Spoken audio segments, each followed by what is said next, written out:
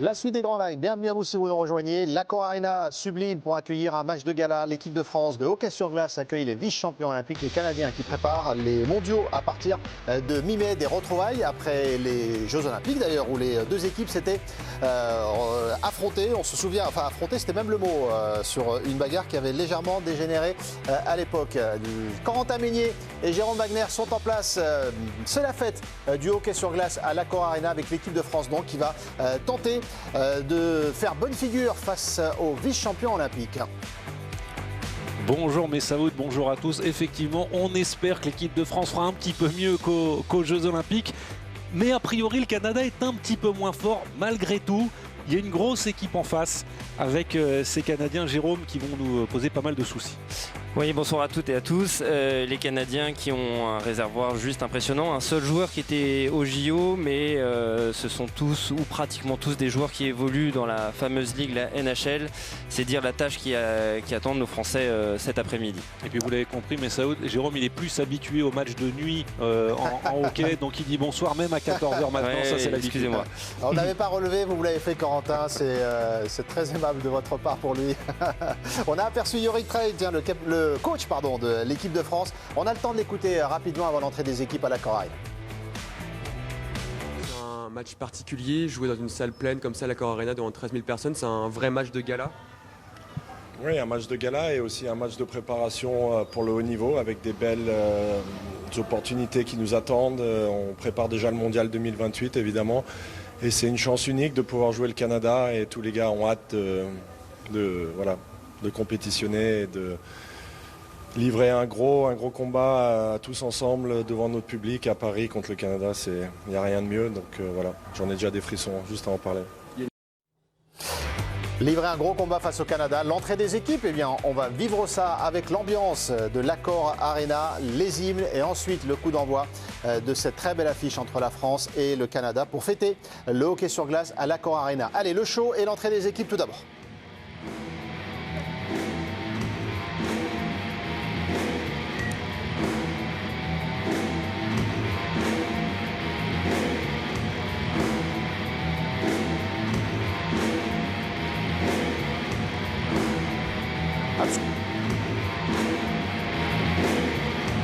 Ce qui est sûr, Jérôme, c'est que Bercy s'est rempli très très vite. C'est toujours une affiche assez exceptionnelle, même si l'équipe de France est en deuxième division aujourd'hui du hockey mondial, qu'elle va affronter le vice-champion olympique. Et on va se taire et on va profiter tranquillement.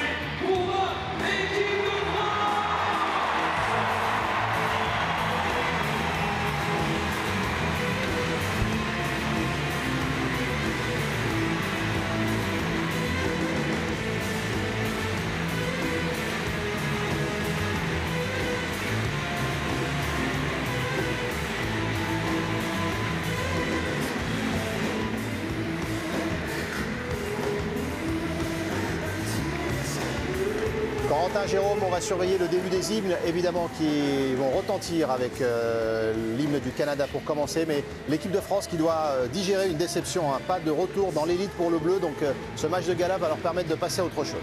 Oui, effectivement, mais Saoud, parce que l'équipe de France jouait en deuxième division. Ça se jouait avant les championnats du monde. Le Canada est en préparation de ces championnats du monde qui attaqueront la semaine prochaine. La France qui a malheureusement terminé troisième après 2 défaites pour les Français. Défaites face au Kazakhstan et face à l'Ukraine, qui sont donc les 2 équipes qui vont rejoindre le groupe élite. Allez, les hymnes, d'abord l'hymne canadien. Ladies and gentlemen, please rise if you can for the national anthems. We start with the national anthem of Canada.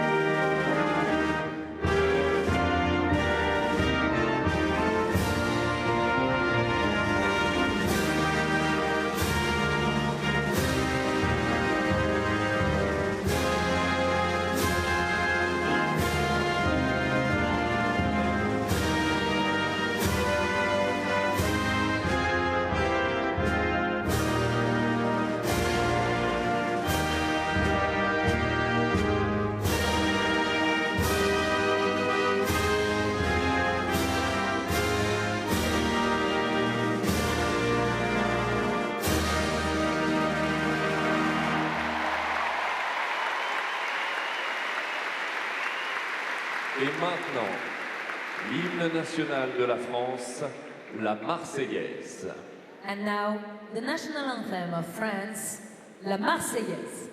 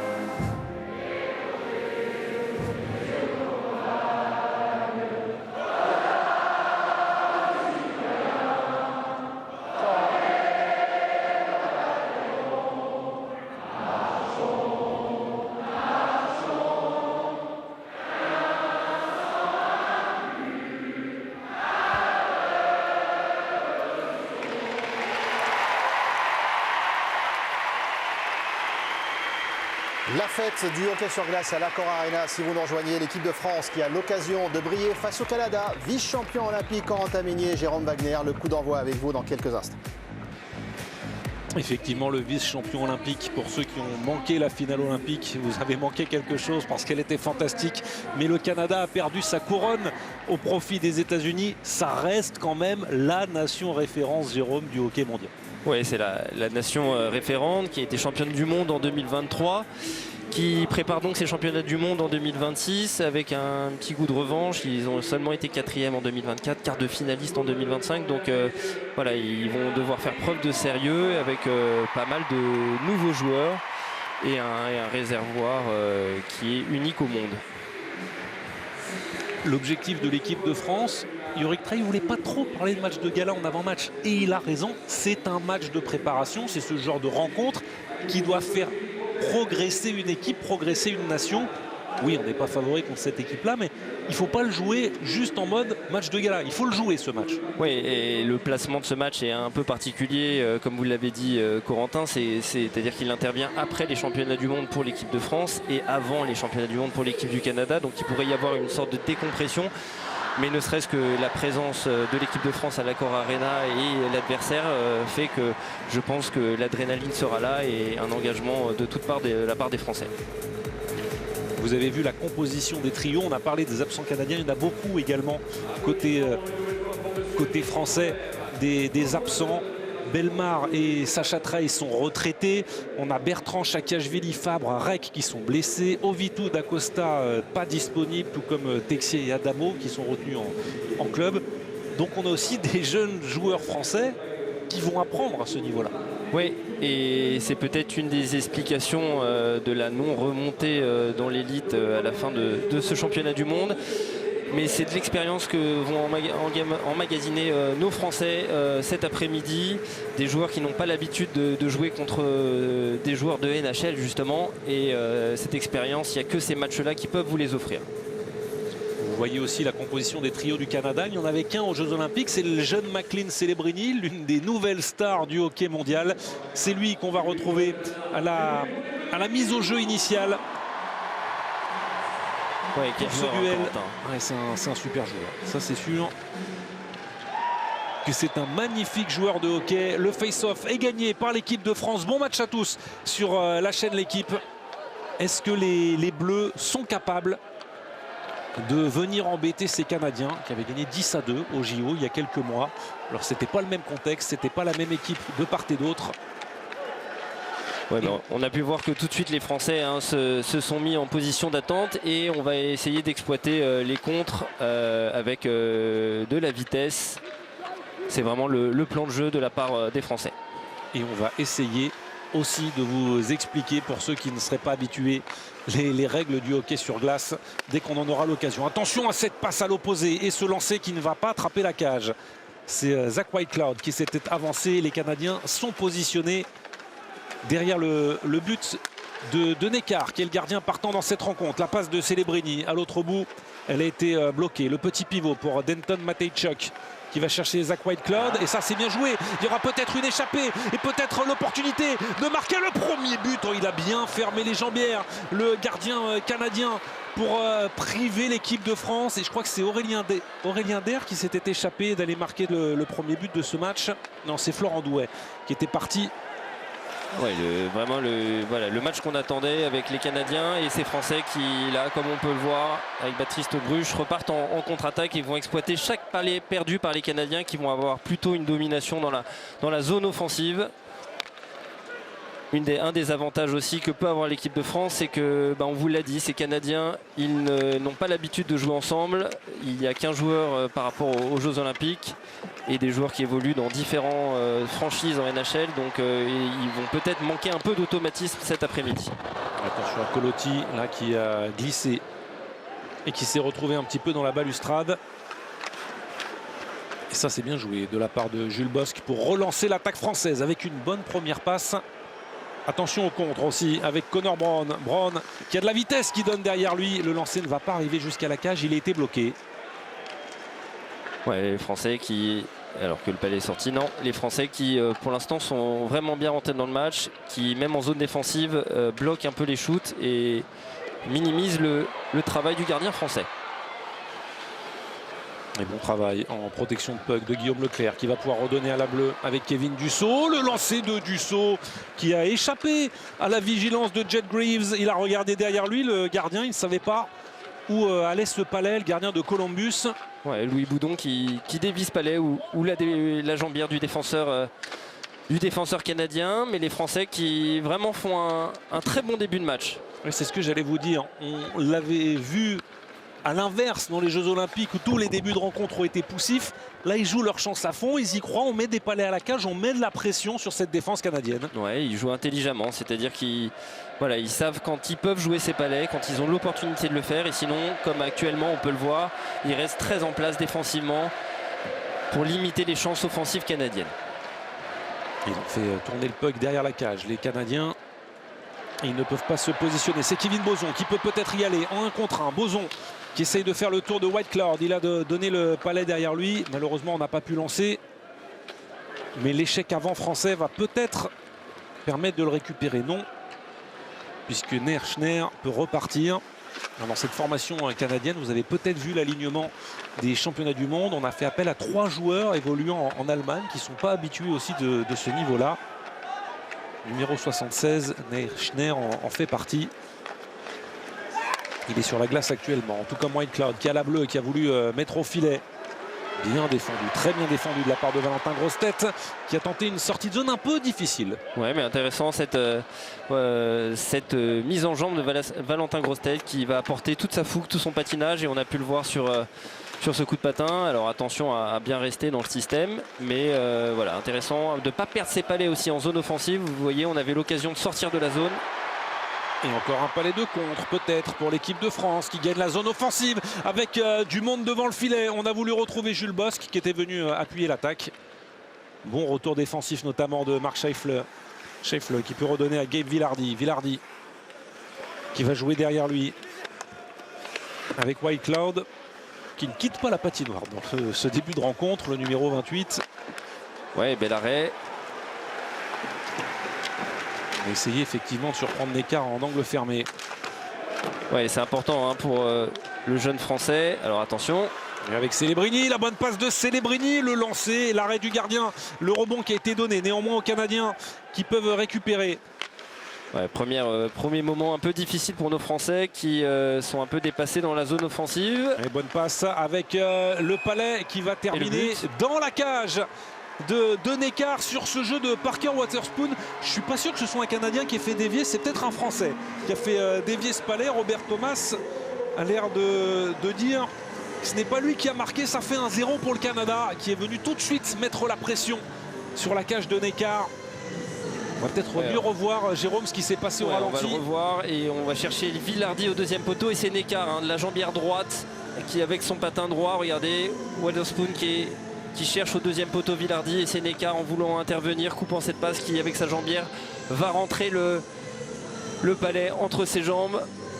C'est dommage pour ces Français qui étaient plutôt bien rentrés dans le match, et là c'était la première, on va dire, le premier moment où ils ont subi dans cette zone défensive avec les Canadiens qui tenaient autour, mais voilà, il y a quand même eu des phases de jeu intéressantes, donc les Français vont devoir repartir un peu de l'avant. Et les Canadiens qui vont attaquer à nouveau avec ce puck pour Dylan DeMelo. Alors ils vont user, abuser même, Jérôme, de cette petite passe par la balustrade. Est-ce que vous pouvez nous expliquer ce qu'ils essayent de faire en mettant le palais toujours au fond, ces joueurs canadiens?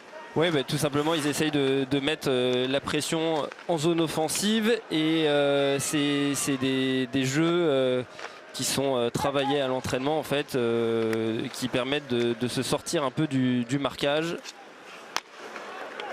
Ils aiment bien aussi ce genre de passe transversale qui a été bien lu cette fois par le capitaine des Bleus, Jordan Perret.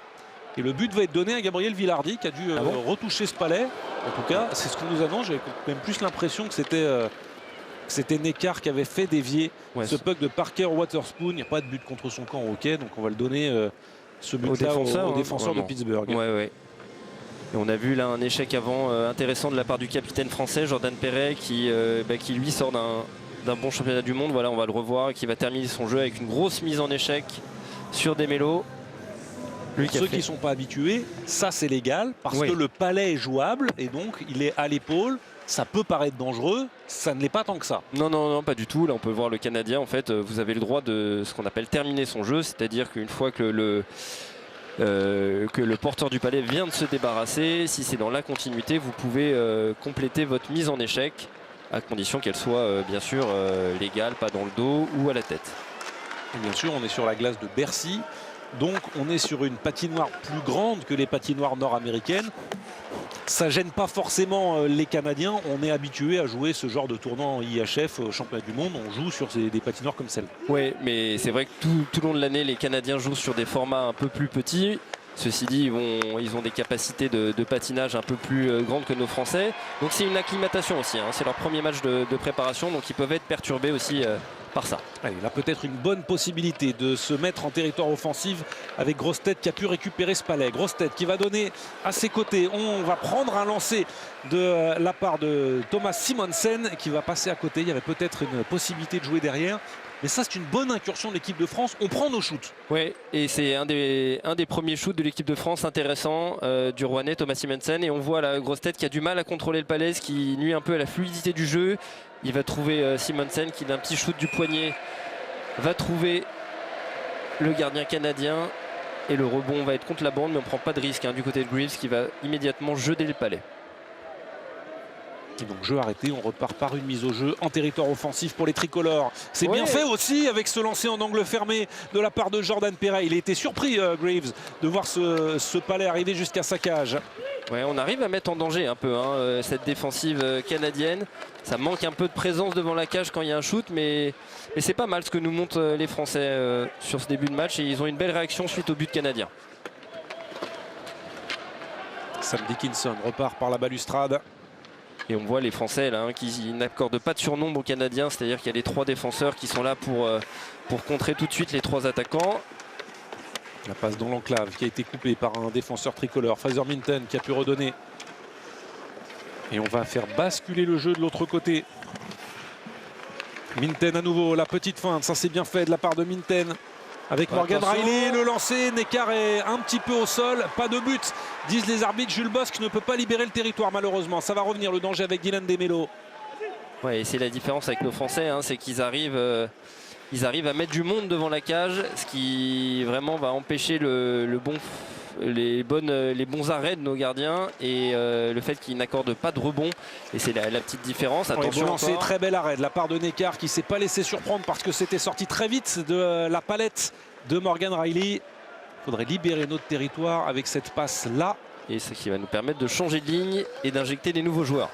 On explique aussi, Jérôme, que le hockey sur glace, c'est aussi un jeu de gagne-terrain entre guillemets. Il faut gagner la zone adverse qui est matérialisée par des lignes bleues. Le palais doit rentrer dans la zone ennemie avant le joueur. Ouais. Voilà qui est le cas, qui est bien fait avec ce lancer malheureusement qui ne va pas attraper la cage pour Flavien Der, qui était plutôt bien joué offensivement. C'est très intéressant ce que nous propose l'équipe de France. Ouais, avec ce beau jeu en zone neutre qui va permettre de rentrer dans la zone offensive avec Flavien Der qui va rentrer. Ce shoot du poignet est vraiment une intervention très solide du gardien de Graves des Columbus Blue Jackets. On revoit ce shoot du poignet qui prenait la direction de la lucarne, mais on est assez serein du côté du gardien qui s'était avancé pour boucher l'angle. Et Flavien Der qui s'était bien positionné pour rentrer dans cette zone. Nouveau lancer à la glace cette fois de la part du capitaine Jordan Perret. Ouais, c'est pas mal tous ces petits palets à la cage. Il faut que vraiment les Français viennent gêner la visibilité de ce gardien. Alors c'est facile à dire bien sûr, mais parce que ça veut dire s'imposer devant le défenseur et s'arrêter devant le gardien. Et donc ça c'est perdre de la vitesse, et face à une équipe qui est plus forte que soi, c'est pas des choses qui sont faciles à réaliser. Dylan Holloway qui va pouvoir redonner derrière lui avec Robert Thomas et Mathieu Barzal. Bataille à 4 joueurs le long de la bande et le palais va sortir avec Perret. Perret qui va pouvoir traverser le centre, entrer dans la zone adverse. Perret, la petite passe à l'opposé qui peut être contrôlée par Aurélien Der. C'est bien joué de la part de l'attaquant français qui contrôle, protège son palais. Elle est intéressante cette première ligne avec notamment le capitaine Perret. Mais bien joué là encore l'entrée de zone avec Colotti. Colotti qui prend la mise en échec malheureusement. Sam Dickinson qui est chassé par Guillaume Leclerc. Ouais, mais bon pressing des attaquants français qui gênent vraiment la relance canadienne. Et on provoque des revirements, c'est intéressant. On garde le palais en territoire offensif. Oh, c'est revenu devant. Allez, le petit lancé à la cage. Le très bon arrêt encore de Graves qui a sorti la jambière gauche pour venir frustrer Jordan Bougro. Et le contre derrière pour les Canadiens. Ne pas prendre de risque, bien fait de la part de Martin Neckar. Moi, je suis déçu de ne pas avoir vu l'équipe de France égaliser là. Franchement, on mérite de mettre un but. Oui, c'est pas terminé peut-être là. Avec cette échappée. Et le voilà, ce but français. Il est magnifique, Guillaume Leclerc. Avec cette passe qui était parfaite. L'entrée de zone également. Et c'est très logiquement que les Bleus font exploser Bercy un partout. Ouais, quelle ambiance dans Bercy avec cette égalisation de Guillaume Leclerc. Et le match qui s'emballait un peu depuis quelques minutes avec des attaques d'un côté et de l'autre, et c'est vraiment cette contre-attaque avec Flavien Der qui va trouver Guillaume Leclerc qui s'était mis derrière le défenseur Waterspoon, et il va venir tromper, regardez, en échappée, il protège son palais, il va venir tromper au premier poteau Graves, et c'est plutôt mérité quand même cette égalisation. Ça faisait quelques minutes que les Français avaient réagi et était intéressant, créer des revirements en zone offensive. Elle est très belle cette première passe dans le dos des défenseurs en territoire neutre et derrière. Quelle lucidité, quel geste de la part du joueur de Grenoble, Guillaume Leclerc. Oui, on sent que les Français prennent confiance là en leur capacité. Ils étaient très prudents sur ce début de match, mais ils ont su se montrer dangereux et notamment sur des phases de contre-attaque. Et ça vient récompenser vraiment ces efforts du début de match. On fait match pour l'instant, vrai match face à ce Canada-là qui se découvre un peu alors que les Bleus ont joué 5 matchs en championnat du monde, 2e division. Oui, tout à fait. C'est peut-être sur la fin de match où on aura un peu plus de difficultés dans le sens où c'est le 5e match en quelques jours. Mais clairement, les Français sont dans le rythme. On est aussi dans la construction de l'après, de la saison prochaine, des prochains Jeux Olympiques, même si ils seront dans 4 ans. Il faut les préparer, ça va très très vite, une Olympiade. Oui, il y a des belles, alors qu'on va voir un peu cette équipe canadienne, mais il y a des belles échéances qui viennent, avec notamment aussi les championnats du monde en 2028 qui seront en France. Donc oui, ça va être important de contrôler ces moments, de construire. On peut considérer que cette non-montée est un échec, mais il y avait beaucoup d'absents et accepter que notre niveau, avec une dizaine d'absents, c'est peut-être cette 2e division mondiale. Des bonnes entrées de territoire encore pour Flavien Der. Aurélien est venu se positionner devant le filet. Ouais. Louis Boudon, la petite passe du revers. Malheureusement, elle est interceptée par Denton Matejchuk. Attention à cette perte de palais. Non, on va changer de ligne du côté canadien, ce qui va permettre une relance un peu plus tranquille du côté français. Une présence en moyenne, Jérôme, pour les joueurs sur la glace. C'est 45 secondes à peu près. Hein, ouais. Un peu plus long parfois pour les stars qui restent un peu plus, mais on est vite brûlé au niveau des jambes. Oui, on manque de lucidité, les efforts deviennent plus difficiles. Donc c'est en général, ça va de 30 à 50 secondes, sauf sur les situations, et on aura l'occasion de le voir, peut-être de supériorité numérique, où là les stars peuvent rester parfois 1 minute 30, voire presque 2 minutes pour certains joueurs sur la glace. Oui, la belle passe, attention quand même, de Sam Dickinson dans l'enclave. Et on sent que Bercy maintenant, à chaque fois qu'on récupère le puck, se dit pourquoi pas la bonne passe pour aller s'enflammer, pour aller mettre ce 2e but. Et c'est totalement le genre de rencontre qu'on avait envie de vivre aujourd'hui.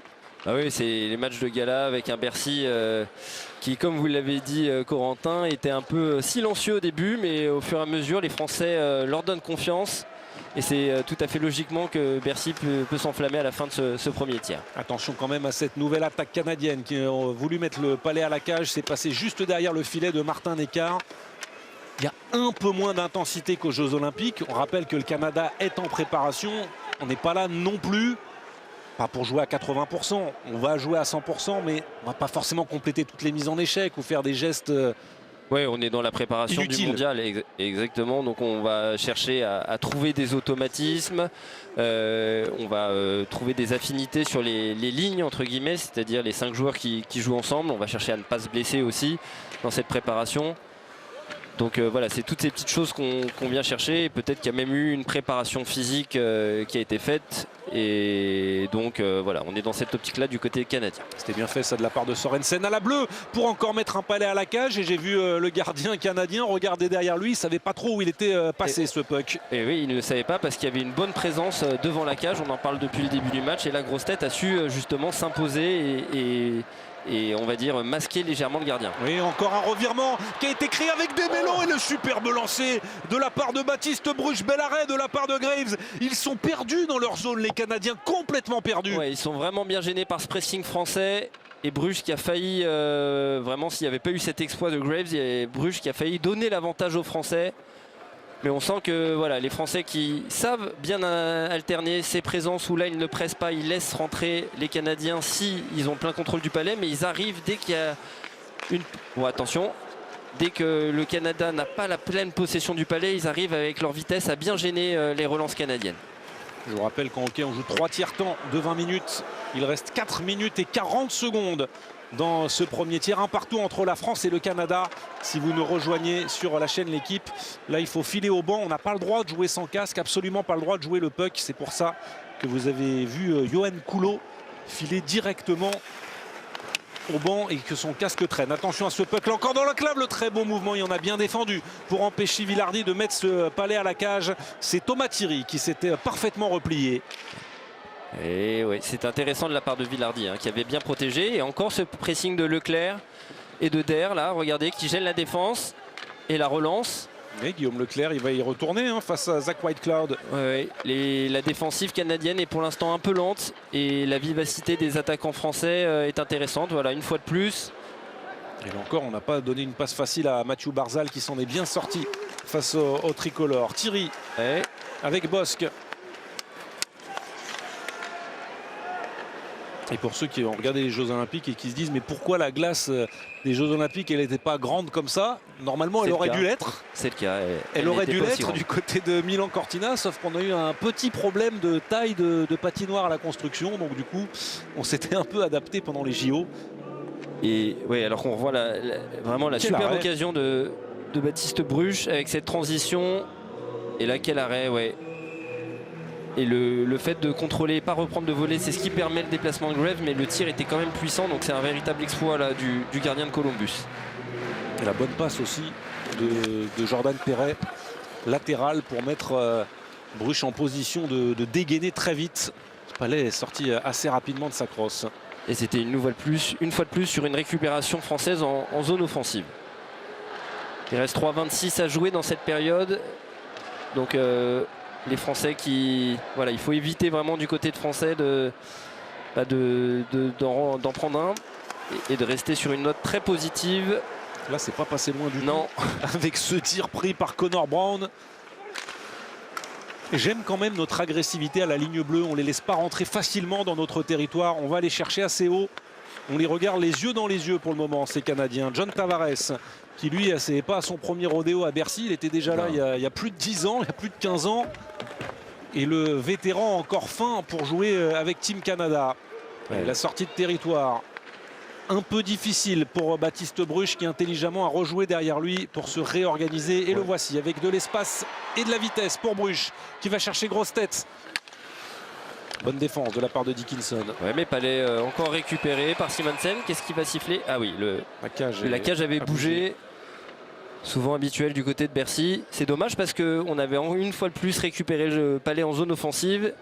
Et Thomas Simonsen, voilà, ce Palais qui n'est pas contrôlé. Thomas Simonsen qui est à la cage, mais Baptiste Bruch qui avait fait bouger la cage. Donc on risque de réengager. Voilà, c'est ça en zone neutre et nous en zone offensive. C'est un peu emmêlé les patins, Baptiste Bruch. Et c'est vrai que dans cet amphithéâtre de Bercy, on s'en souvient sur la finale de la Coupe de France, la cage peut bouger très vite. Là, pour le coup, il est arrivé très fort. Ça semblait assez logique. Et on a un bon match, un très bon match entre la France et le Canada.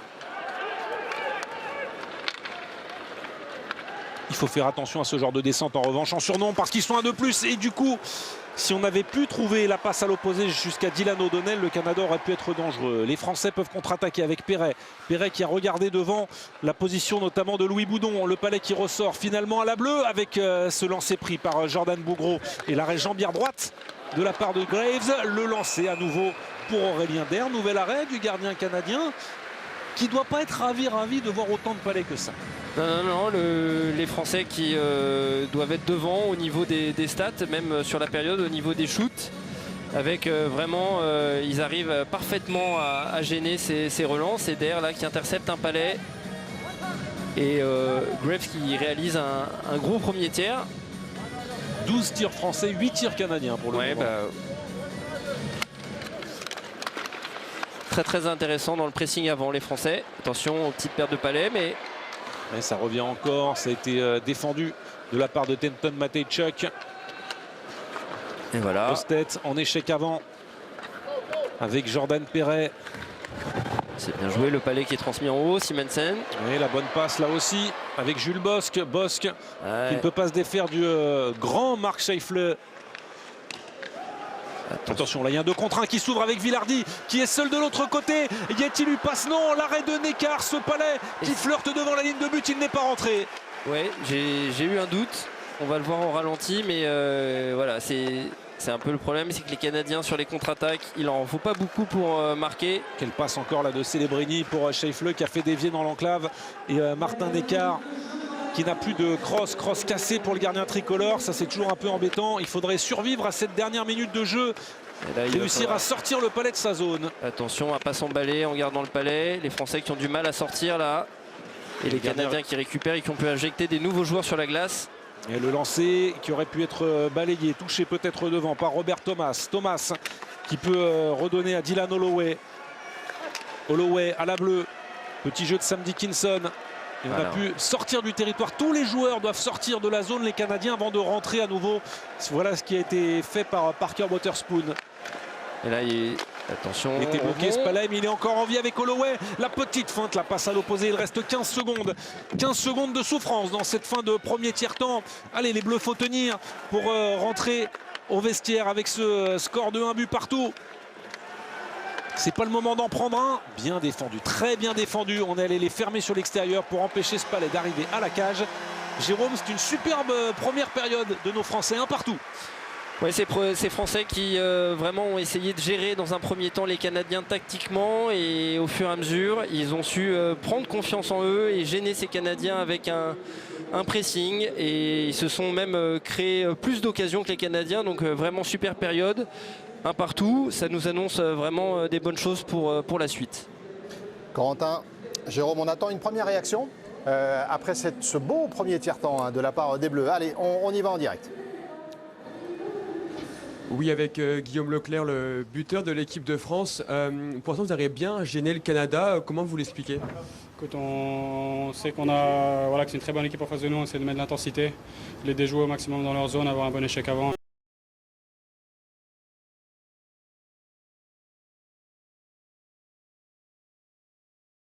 Réalisation. Ouais, une belle passe, un beau regroupement, une belle passe pour aller jusqu'au bout, et puis on finit avec un but, donc c'est bien. Merci beaucoup, Guillaume. Un partout donc entre l'équipe de France et les vice-champions olympiques canadiens. On se retrouve dans quelques instants pour le deuxième tiers-temps, et vous le savez, à 17 h, on basculera à Londres sur la finale homme des championnats du monde par équipe de tennis de table, avec un grand Chine-Japon au lendemain de la demi-finale fantastique des Bleus face à ces mêmes Chinois. A tout de suite.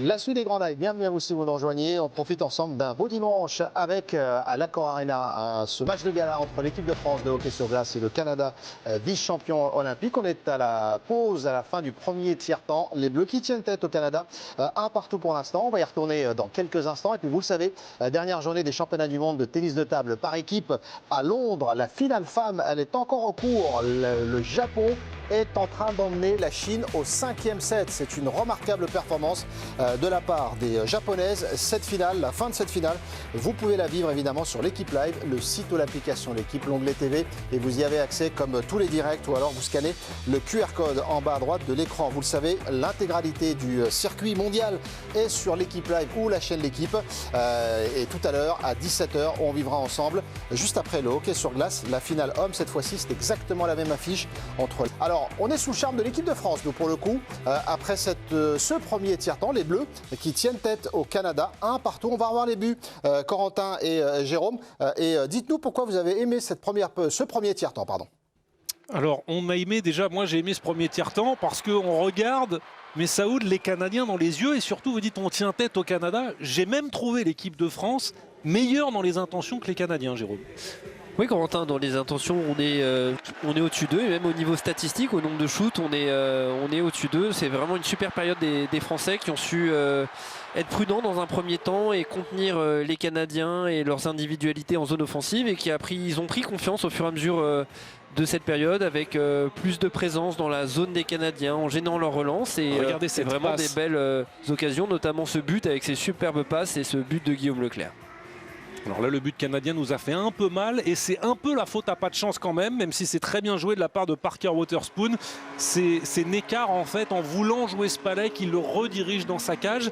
Mais le Canada n'a pas su s'installer comme il le souhaitait dans notre territoire défensif. Ils ont eu des phases de domination en zone offensive. Ils sont individuellement au-dessus des joueurs français.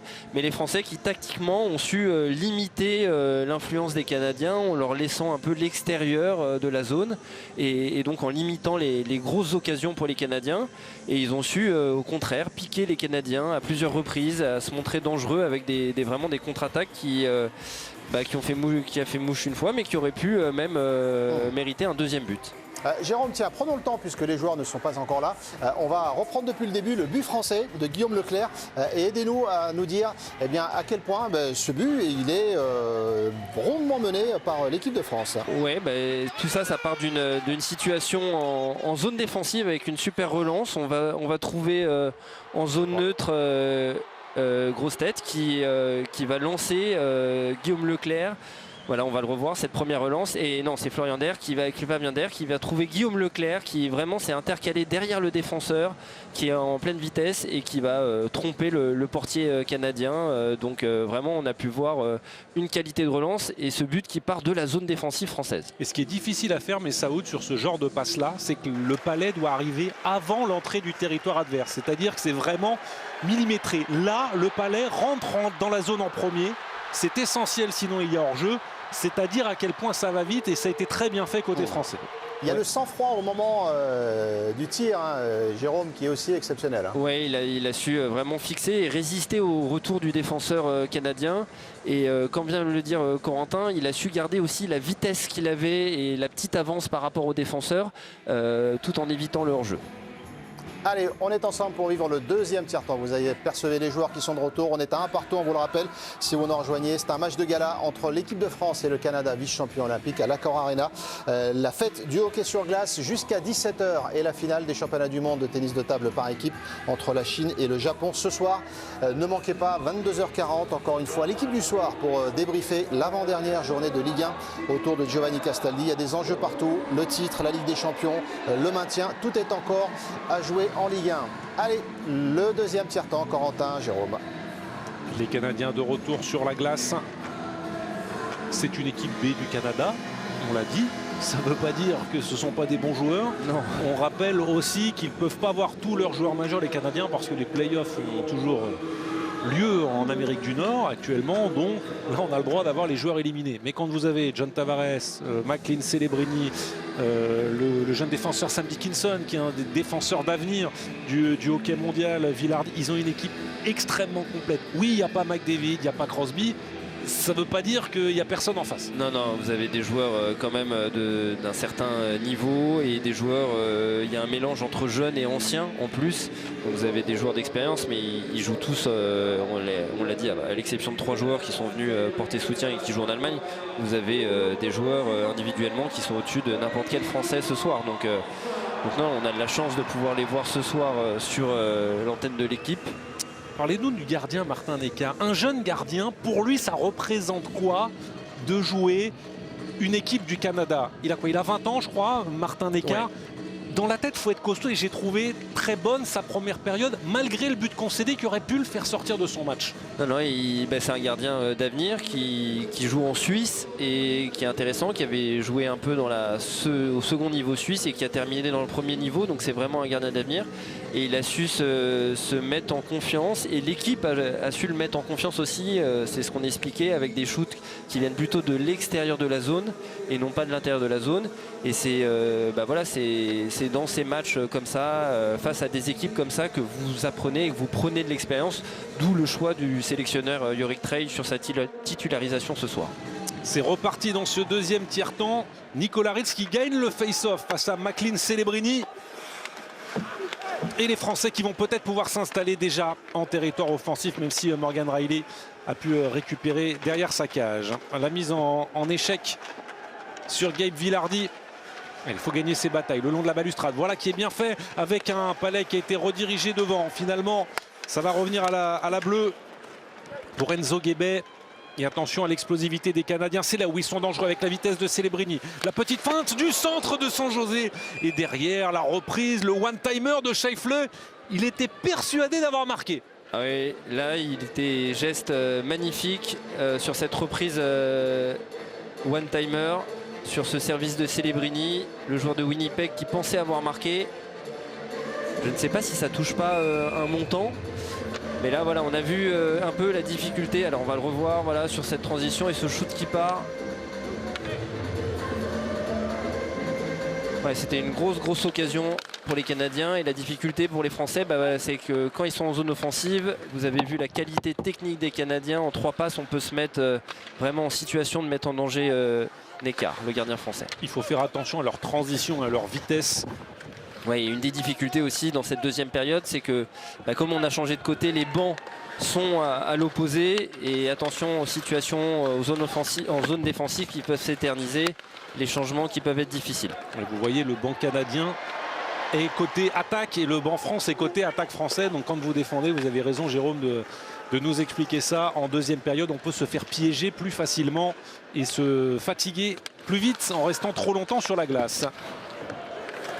Les Canadiens ont un peu plus d'énergie déjà qu'en première période. On est venu compléter une ou deux mises en échec, ce qu'on n'a pas trop vu dans le premier tir. Ça n'empêche pas nos Bleus peut-être de prendre l'avantage. Oh, il n'a pas pu rediriger ce palais. J'y ai cru sur le rebond pour Enzo Cantagallo quand ce palais lui est revenu dans la crosse. Ouais, quel dommage, Simonsen qui avait parfaitement joué ce 3 contre 2. Attention, le bon lancé encore qui a été repoussé par la jambière gauche de Graves. Et c'est le contrôle du palais de Cantagallo qui fait que ce 3 contre 2 n'a pas abouti par un shoot à la cage. Derrière, c'est Bosque qui avait tenté sa chance à la bleue. Autour des Canadiens de mettre le palais au filet. Connor Brown qui peut ressortir le long de la bande. Brown avec White Cloud, la petite feinte de Sam Dickinson qui a rejoué le long de la balustrade. Ils aiment bien faire ça, eux, travailler derrière la cage pour trouver la petite passe juste devant la peinture bleue du gardien français. Puis ce sont des gabarits impressionnants avec une qualité de patinage. C'est ce qui fait la force des Canadiens. C'est le travail dans les bandes, de savoir résister au contact et de garder ce palais. Attention! Ouais, c'est le genre de petites erreurs qu'il ne faut pas faire. Sortir derrière, oui, mais il ne faut surtout pas rater la passe. Il m'a fait un petit peu peur, Martin Neckar. Ouais. Ouais, avec ce bon pressing canadien, et on est passé pas loin de le correctionnel, alors qu'on revoit ce 3 contre 2, ce service magnifique en retrait de Simonsen, le défenseur qui ne peut pas intervenir parce qu'il y a 2 attaquants français, et Cantagallo qui rate son shoot, exactement. Regardez, ouais, il rate le shoot, quel dommage. Et ça aurait presque pu faire feinter le gardien canadien, mais très belle situation du côté français. À vitesse réelle, j'ai eu l'impression qu'il avait eu le rebond, que Graves lui avait donné le rebond, mais c'est en manquant son lancer que le tricolore aurait pu surprendre le gardien canadien. Bien défendu ça pour les sortir de la zone. Les Français qui sont un peu plus agressifs en zone défensive par rapport au premier tiers. On sent qu'on a pris confiance et ouais, super transition. Bosque encore, la petite passe peut-être. C'était très bien défendu de la part de Dylan Demelo pour empêcher le joueur de l'équipe de France de remettre le palais dans l'enclave. Moi, les Français qui nous proposent un jeu de transition très intéressant avec des belles passes et de la vitesse. Attention à ce genre de passe aussi et à ce genre de revirement qui peuvent se payer très cher avec Fini qui a pu redonner avec le lancer de la part de Dan Renouf qui est repoussé par le gardien français. Ouais, et là on reprend voilà, le jeu de position qu'on expliquait en première période. Attention au deuxième poteau, les Français qui contrôlent le centre de la glace et les Canadiens qui sont plus vers l'extérieur. Et on va chercher à vraiment gêner le jeu des Canadiens comme on le fait en zone neutre là. C'est pas compliqué pour Graves, même si ça va vite. Les palais qui arrivent de la ligne bleue, s'il y a de la visibilité, c'est facile pour les gardiens. Là en revanche, c'est plus compliqué. Il a fait l'arrêt Neckar, il n'était pas persuadé face à Gabe Vilardi. Il a regardé derrière lui. Le 2 contre 1 s'est créé et c'était encore McLean Celebrini qui était dans le coup. Ouais, alors que là on va revoir le premier arrêt sur ce shoot. Magnifique arrêt de la mitaine. Le rebond qui est laissé, mais les Français qui se battent. Et cette deuxième occasion ensuite sur cette contre-attaque. Vraiment ils exploitent alors que c'est une sortie de zone qui est presque ratée, mais regardez Scheffel qui va trouver Vilardi, les 2 coéquipiers de Winnipeg, et gros arrêt de Neckar. Parce que là où Vilardi a été bon, c'est qu'il a visé ras la glace. Ouais. Bon, les gardiens peuvent lever un tout petit peu la jambière, il est resté très solide. Le gardien de l'équipe de France. Il y a quand même eu 2 alertes canadiennes dans ce début de deuxième tiers-temps. ça va être le danger, c'est que les Français prennent confiance. Il va falloir malgré tout rester structuré parce que chaque erreur va être exploitée par les Canadiens. Et ce qui a fonctionné en première période, c'est que les Français sont restés très disciplinés. C'est comme ça qu'on peut exister collectivement face à des individualités canadiennes qui sont au-dessus. Et donc, certes, les Français croient en leur capacité puisque, en effet, ils arrivent à mieux gérer les palais, mais il faut rester structuré pour rester dans le match. Et parce que nous, on sort de notre tournoi, mais les joueurs de Mischa Donskov, on vient d'apercevoir à l'écran, démarreront leur championnat du monde dans quelques jours.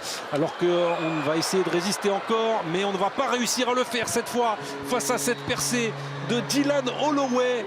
Il tournait autour, les Canadiens, depuis un moment. Et Dylan Holloway, le joueur de Saint-Louis, qui à l'instar de Leclerc tout à l'heure, va profiter de son échappée. Pas de la même manière, il a fait bouger le gardien. Petite fin de droite-gauche, 2-1 pour le Canada. Ouais, magnifique exploit d'Holloway. Pourtant, on est en place. Regardez, il y a 3 joueurs français, mais Holloway qui, par sa vitesse, sa technique, arrive à s'introduire en zone offensive avec de la vitesse et vient tromper Neckar avec une feinte. Sur le coup droit, il se remet sur le revers. Malgré le grand écart de Neckar, il vient tromper le portier français au premier poteau. On sentait venir, hein, Corentin, un peu plus les Canadiens qui étaient de plus en plus dangereux. Et vraiment, là, c'est un exploit individuel et une légère mésentente française en zone neutre. On était en place, hein. Il y avait les 3 défenseurs français, mais Holloway qui a vu l'espace et qui, avec sa vitesse et sa technique, est venu marquer le 2e but canadien. Ouais, parce que j'étais en train de vous dire que le Canada jouera la semaine prochaine les championnats du monde. Cette équipe joue son premier match de préparation. Eux ne se connaissent pas forcément. Non, ouais, on l'a dit. Des joueurs de plein de clubs différents. Et plus le match va avancer, plus les trios vont se roder. Là, ça sert à ça aussi, hein, des matchs d'exhibition et de préparation. Et plus peut-être le championnat du monde des Français va peser dans les jambes au fur et à mesure. Le Canada qui sera dans le groupe B. Ils joueront donc à Fribourg face à la République tchèque, le Danemark, l'Italie, la Norvège, la Slovaquie, la Slovénie et la Suède.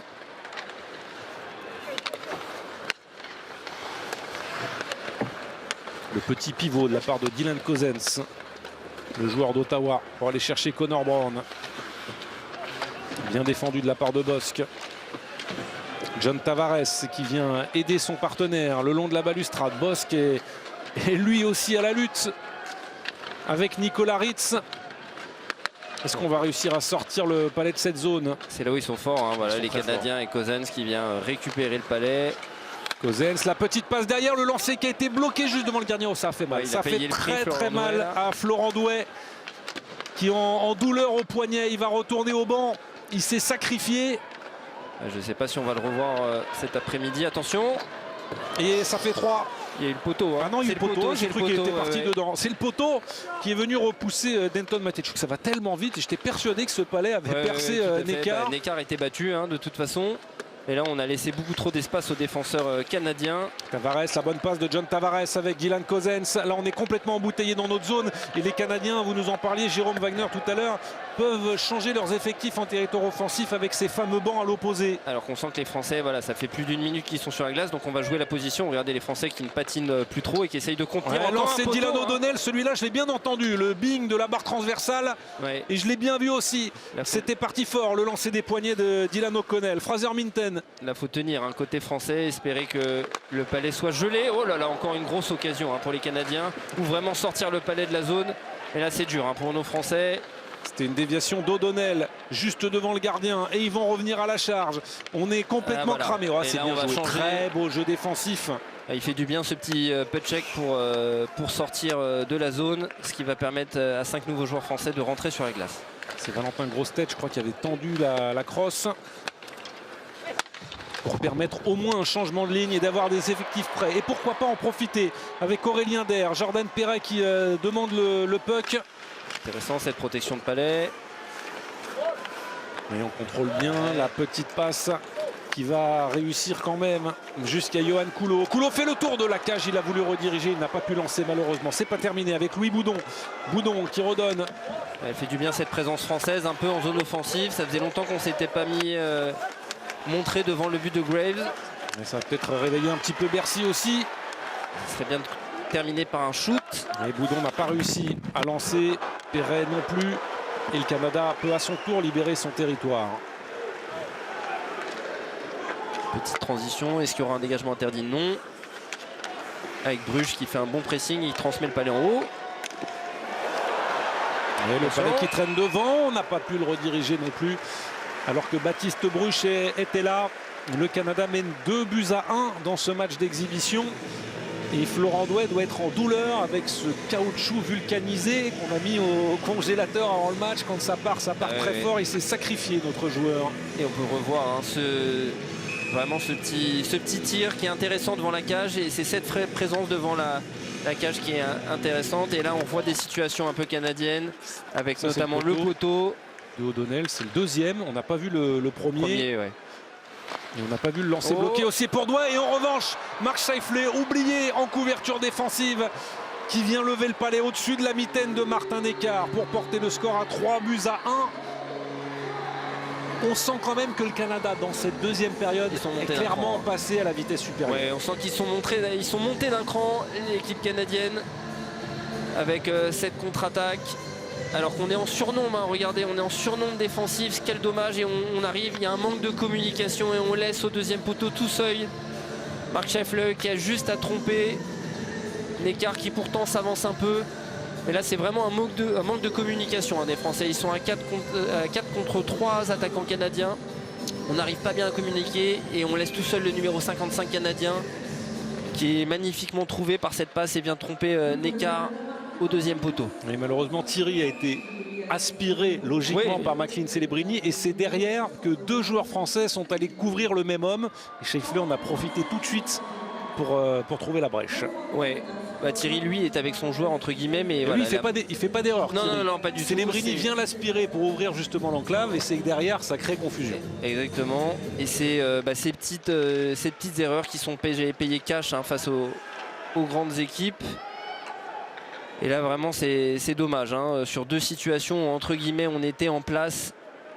Et les Français ont fait des petites erreurs et vraiment c'est 2 buts d'avance pour le Canada. Le Canada est certes monté d'un cran, mais on sent que les Français sont peut-être un peu moins structurés dans le jeu. Celebrini qui était retrouvé par Marc Scheifele, c'est cette ligne qui fait mal aussi, c'est le premier trio du Canada, Celebrini, Scheifele, Vilardi, numéro 55 qui peut redonner à la bleue avec Morgan Riley, le lancer balayé qui a été récupéré. C'est simple, de toute façon les 2 joueurs que vous venez de citer, Scheifele et Celebrini, c'est plus de 100 points dans la saison en NHL, donc on a vraiment affaire à des superstars du hockey mondial. Celebrini 115 points en 82 matchs. Alors les points c'est les buts et les assistances qui est la passe et l'avant-dernière passe. Voilà.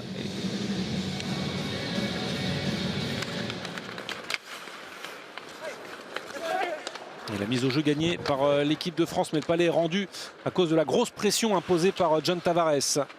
Oui, les Canadiens qui sont revenus, qui redominent au niveau des shoots avec 16 tirs au but à 15. Donc ça montre ce qu'on voit à l'écran depuis le début. Vraiment cette deuxième période est vraiment dominée par le Canada. Là. John Tavares le long de la balustrade face à Nicolas Ritz. Il n'est pas facile à bouger. Non. Holloway. Ouais, c'est Holloway d'ailleurs. Je dis John Tavares, c'est Holloway qui est un beau bébé aussi. Il y a beaucoup de beaux gabarits là. Alors là, l'arbitre qui lève le Canadien n'intervienne pas puisque attention. Oui, bien joué. Le petit pivot, c'est Florent Douai qui est de retour sur la glace. Il est revenu. C'est Boson. Non, c'est Boson. C'est Boson. C'est Kevin Boson, c'est le 95. Alors je vous avoue qu'on essaie de se repérer au numéro parce que ça va vite. Ça va vite pour vous, mais ça va vite aussi pour nous. Parfois avec les maillots qui plissent un peu, 91, 95. Attention, deuxième poteau. Et le palais qui va passer à côté pour Dylan Cozens qui a réussi à le toucher, mais pas à le rediriger. Il va ressortir à la bleue. Et là, cette fois, ça fait 4-1. Eckhard n'a rien vu sur ce lancer balayé de la bleue parce qu'il y avait beaucoup de monde devant lui. Le Canada marque à nouveau. C'est encore Waterspoon qui va marquer ce but, le premier buteur de ce match. 4-1 pour Team Canada. Ouais, le défenseur de Pittsburgh. C'est Waterspoon ou peut-être Sam Dickinson? Il me semble que c'est c'est Waterspoon. Ouais. De se lancer en one-timer. Et là, Eckhard qui est complètement masqué. Regardez avec la présence de Barzal et Dussault. Notamment, c'est peut-être plus le défenseur français d'ailleurs qui masque la visibilité du gardien. Parce que le shoot n'est pas parti très très vite et il était d'angle. Donc c'est un arrêt qu'aurait pu réaliser le gardien français. Mais voilà, la visibilité était moindre.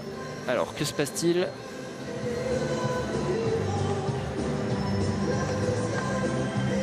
Il y a un temps mort du côté de Yorick Trey, oui, 4-1. Est-ce qu'on va changer le gardien, pas à cause du score, mais parce qu'on arrive à mi-match et qu'on a peut-être envie de donner 30 minutes à nos deux gardiens tricolores? C'est Antoine possible. Keller qui est le gardien suppléant aujourd'hui. Un autre gardien qui évolue en Suisse. Alors non, en fait, il n'y a pas de temps mort. Je crois que les Français ont demandé... peut-être un hors-jeu. Non, je pense Ou que une c'est sur interférence une interférence de Mathieu Barzal devant la cage. Il y a des challenges vidéo en cas de but. Et Alors, il y a plusieurs cas possibles. Où on a demandé le hors-jeu sur l'entrée de zone. Mais où on a demandé l'interférence sur le gardien. Bon, malheureusement, on ne nous propose pas les images de la révision. Alors peut-être là, on va le revoir. Ouais, c'est pas sur ce plan-là qu'on va le revoir. Mais Neckar qui se plaint. En gros, pour que le but soit refusé, il faut que les arbitres estiment que Barzal empêche Neckar. Et c'est le cas avec son patin. Voilà, avec son patin droit, ils peuvent estimer qu'ils ont empêché le déplacement de Neckar et ça l'a réellement gêné. Est-ce que les arbitres estimeront que c'est suffisant? Ça, c'est autre chose. Mais les Français qui avaient l'air assez sûrs de leur appel, entre guillemets, puisque c'est eux qui, a priori, ont... Voilà, il n'y a pas de but. Pas de but, but refusé. Et c'est aussi pour ça que Martin Neckar ne réagit pas, parce qu'il est gêné. Vous pouvez dire des moments où vous nous dites depuis tout à l'heure, il faut mettre des gens devant le gardien pour voiler la vue. Oui, mais vous n'avez pas le droit d'empêcher le gardien de réaliser son déplacement. Non, non, et il a, c'est pas une grosse obstruction dans le sens où il touche pas son corps, où il ne le charge pas, mais le numéro 13 canadien, juste avec la présence de son patin dans la petite zone du gardien, a empêché son déplacement et du coup l'a empêché de faire son boulot entre guillemets. Du coup, on est à mi-match, on est à 3-1 pour le Canada. On annule le but de Waterspoon. Et si on avait perdu le challenge, non seulement il y aurait eu le but, et on aurait eu une infériorité numérique de 2 minutes. Alors, il faut mieux sortir, récupérer les palais. Ça, c'est des choses qu'on faisait bien en première période. C'était exploiter, récupérer les palais et se projeter rapidement vers l'avant. Et on sent que dans cette deuxième période, c'est beaucoup plus difficile. Les Canadiens ont la maîtrise du palais, que ce soit en zone neutre ou en zone offensive. Pourquoi on le fait moins bien, Jérôme? Est-ce qu'on a un peu de fatigue alors qu'il va encore mettre un shoot à la cage et que Neckar va se déplacer? Est-ce qu'il y a de la fatigue de notre côté ou est-ce que le Canada joue mieux et nous empêche de prendre l'espace désormais? Je pense qu'il y a un peu des deux, mais le Canada vraiment en zone offensive là, arrive à se trouver et je pense qu'on est un peu moins agressif. Mais après, comme les Canadiens ont monté d'un curseur, c'est difficile d'intervenir. Et puis c'est ce qu'on expliquait, les présences sont plus longues aussi, avec les bancs qui sont un peu plus loin. Donc, mais on voit là, les Canadiens qui se trouvent beaucoup mieux. Là, encore un palais à la cage et repoussé par Neckar. Le contre français, on aurait dû au moins libérer le territoire. Et ça sera 2 minutes. Pénalité. Ouais, 2 minutes pour Der, pour faire trébucher. Et Der, il a essayé de lever la main libre en disant j'ai rien fait, mais il se met tout seul en difficulté. Regardez, avec sa crosse, il va venir crocheter un tout petit peu le genou. Ouais, c'est involontaire, mais ça peut siffler. Donc là, on va avoir la première situation de supériorité numérique du match. 5 Canadiens, je parle des joueurs de champ, plus le gardien. 4 Français plus le gardien pendant 2 minutes. Si le Canada marque, le joueur, en l'occurrence Der, sort du banc. Pas grand-chose à dire quand même sur l'appel des arbitres. Il y a tout à fait. Et donc... là, attention aux Canadiens qui vont avoir encore plus d'espace en zone offensive. Heureusement, on a gagné un peu le face-off. Donc ça va nous permettre de gratter quelques secondes le long de la bande. Puisque, voilà, une dizaine de secondes à peu près. Et puis, on a le droit, en infériorité numérique, de libérer son territoire et de dégager le palais dans le camp adverse, qu'on n'a pas le droit de faire quand on joue à égalité numérique. Mais pour l'instant, le palais, on ne l'a pas. Il est dans la crosse de Morgan Riley. Il va chercher Mark Scheifele qui a un petit peu manqué son contrôle. Ouais, et on voit là, dès que le contrôle est un peu moins bon, les Français qui pressent. Mais maintenant que les Canadiens ont le contrôle du palais, on va voir plutôt des Français qui vont se positionner. Tavares avec McLean Celebrini. Celebrini qui va redonner à John Tavares. Celebrini avec Morgan Riley derrière lui. Riley qui peut retrouver son capitaine. McLean Celebrini avec Vilardi qui a demandé. Tavares aussi. L'arrêt de Neckar et le rebond pour Gabe Vilardi. Cette fois, ça va faire 4-1 pour le Canada. Le but du joueur des Jets de Winnipeg. Et on savait que la supériorité numérique canadienne ferait très mal. c'est pas les mêmes joueurs, mais historiquement, ils ont toujours été terrifiants en supériorité numérique. Ouais, et là, on va payer cash cette pénalité avec ce petit shoot de Celebrini, ce rebond qui est laissé par Neka. Et Villardi qui arrive en deuxième lame, regardez l'arrêt de la bande. Et là qui arrive et qui va tromper au-dessus du bouclier. Magnifique en lucarne ce but de Villardi. Et là ça commence à faire beaucoup pour les Français. Il ne faudrait pas que ça tourne à la correction quand même. Jeux Olympiques, il y avait eu 10-2 pour le Canada. Et là on est déjà à 4-1. Je suis un peu frustré parce que notre première période elle était tellement bonne que c'est dur de nous voir galérer comme ça. Ouais. Mais bon, ils sont meilleurs que nous en face. Non, mais les choses clairement. Hein.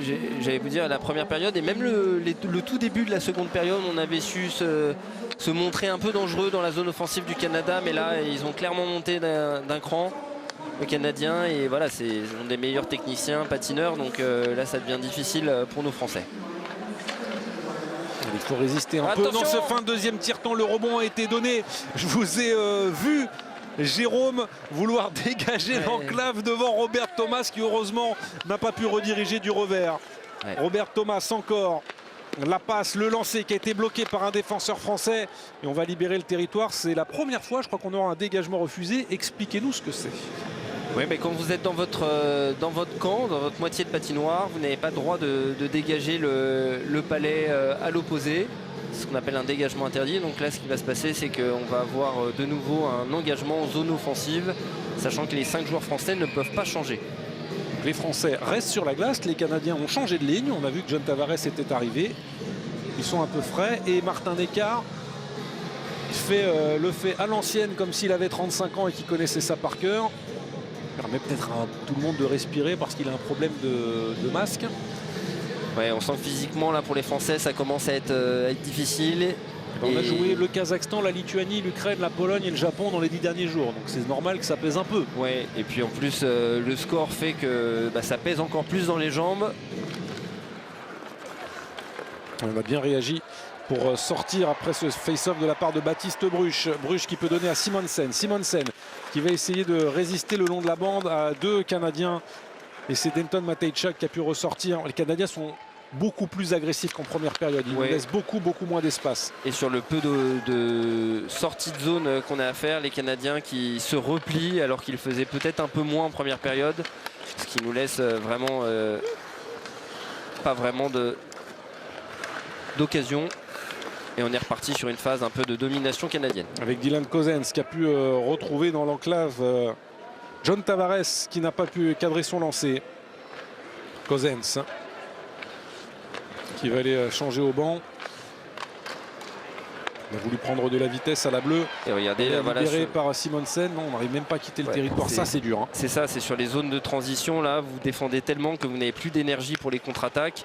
Et les Canadiens qui se replient bien en plus. Donc, il n'y a pas de situation de surnombre. Chose qu'on avait pu voir lors des premiers tiers. Sur le but de Leclerc, hein, notamment, où ça part d'une sortie de zone qui est superbement effectuée par Flavien Der avec cette bonne passe. Mais comme on est plus fatigué, on a moins de vitesse et on ne peut plus trouver cette passe-là.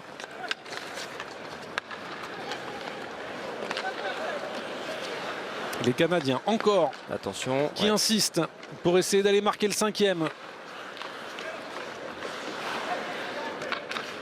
Le bon petit pivot de Sam Dickinson. Alors peut-être là. Mais là, regardez Leclerc. Tous les Canadiens qui sont déjà repliés. Vous avez les 5 joueurs canadiens qui sont là. Et puis Leclerc, il est sur la glace, je pense, depuis une bonne minute déjà. Hein. Il va pas tarder à changer. Non, les Français qui vraiment se travaillent beaucoup en zone défensive. Ça, c'est bien. Perret et Colotti en échec avant. Avec Leclerc qui va récupérer quand même la possession de ce palais. Et la bonne passe à l'opposé, elle était coupée par un bâton canadien qui était très actif. Ouais, très bon chiffre de Guillaume Leclerc. Très bon match de manière générale depuis cet après-midi. Voilà, ça fait du bien. Les Français qui ont un peu le contrôle du palais. Attention. Par contre, ce genre de revirement peut faire très mal avec une nouvelle échappée pour Celebrini. Ah bah oui, faut pas lui laisser ça. Pas à lui. On vous disait que c'était l'une des pépites, que c'était la star montante de cette équipe canadienne. Il vient de nous montrer tout son talent. McLean Celebrini. Ouais, chaque erreur se paye cash. Il n'a pas encore 20 ans. Hein. Ouais. C'est vraiment la future star de la NHL. et qui est bien récupéré. Et en breakaway, décale complètement d'écart en lui faisant croire, regardez, il va lui faire croire qu'il va partir sur le revers. Et il se remet sur le coup droit. Et il décale du coup d'écart, il a tout le but vide. Et c'est dommage parce que c'est parti d'une mauvaise relance française. On avait plein contrôle du palais, on avait une relance à faire et une perte de palais en zone neutre. Ces revirements là, c'est quelque chose qui est très difficile à défendre puisqu'on n'est pas en position défensive. Et là, face à un tel joueur comme McLean Celebrini, ça se paye cash. Pas encore 20 ans, capitaine du Canada pour les championnats du monde. J'ai l'impression que depuis un quart d'heure, je ne vois que lui sur la glace. Alors, il n'est pas tout seul, mais non, il n'y a pas que lui, mais c'est beaucoup de choses. C'est vrai que son trio, là, avec les deux joueurs de Winnipeg, Villardy et Scheffel. C'est eux qui marquent, bien d'ailleurs. Ouais. C'est eux qui marquent dans ce deuxième tiers-temps. 5 buts à 1. Et encore Marc Scheifele qui va sauter sur un palais, sur une erreur d'inattention. On a changé de gardien. Hein. Du côté français, c'est Keller qui est rentré.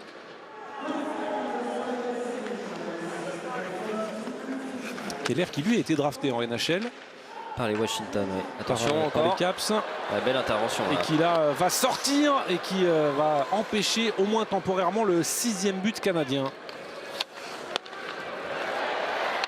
Allez, il faut les pousser, nos tricolores, ouais, et notamment sent... Kevin Boson. On a peut-être 2 minutes de pénalité là. Non, apparemment ça n'a pas été sifflé. On va pas les donner, mais il me semblait. Il y avait tout à fait.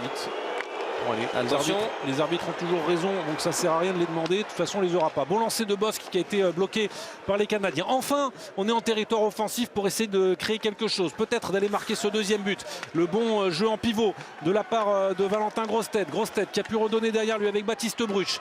Bruch vers Grossetête. Et on arrive Bosque. vraiment... Le lancer de Thierry, il a regardé derrière lui Graves, il a réussi à faire l'arrêt malgré tout. Et quand on est installé dans la zone offensive, on arrive à les mettre en danger par notre vitesse, notre qualité de passe. Mais voilà, c'est des situations qu'on a trop rarement vues hein, depuis le début de ce second tiers parce qu'on passe notre temps à défendre en zone défensive et on manque d'énergie pour venir vraiment mettre la pression en zone offensive. Mais ce chiffre fait du bien un peu côté français avec voilà, ça redonne un peu de baume au cœur au public de Bercy. On va découper l'analyse de ce match en deux. Dans notre zone, c'est la galère. Et en territoire offensif, le match des Français est très intéressant. Oui, exactement.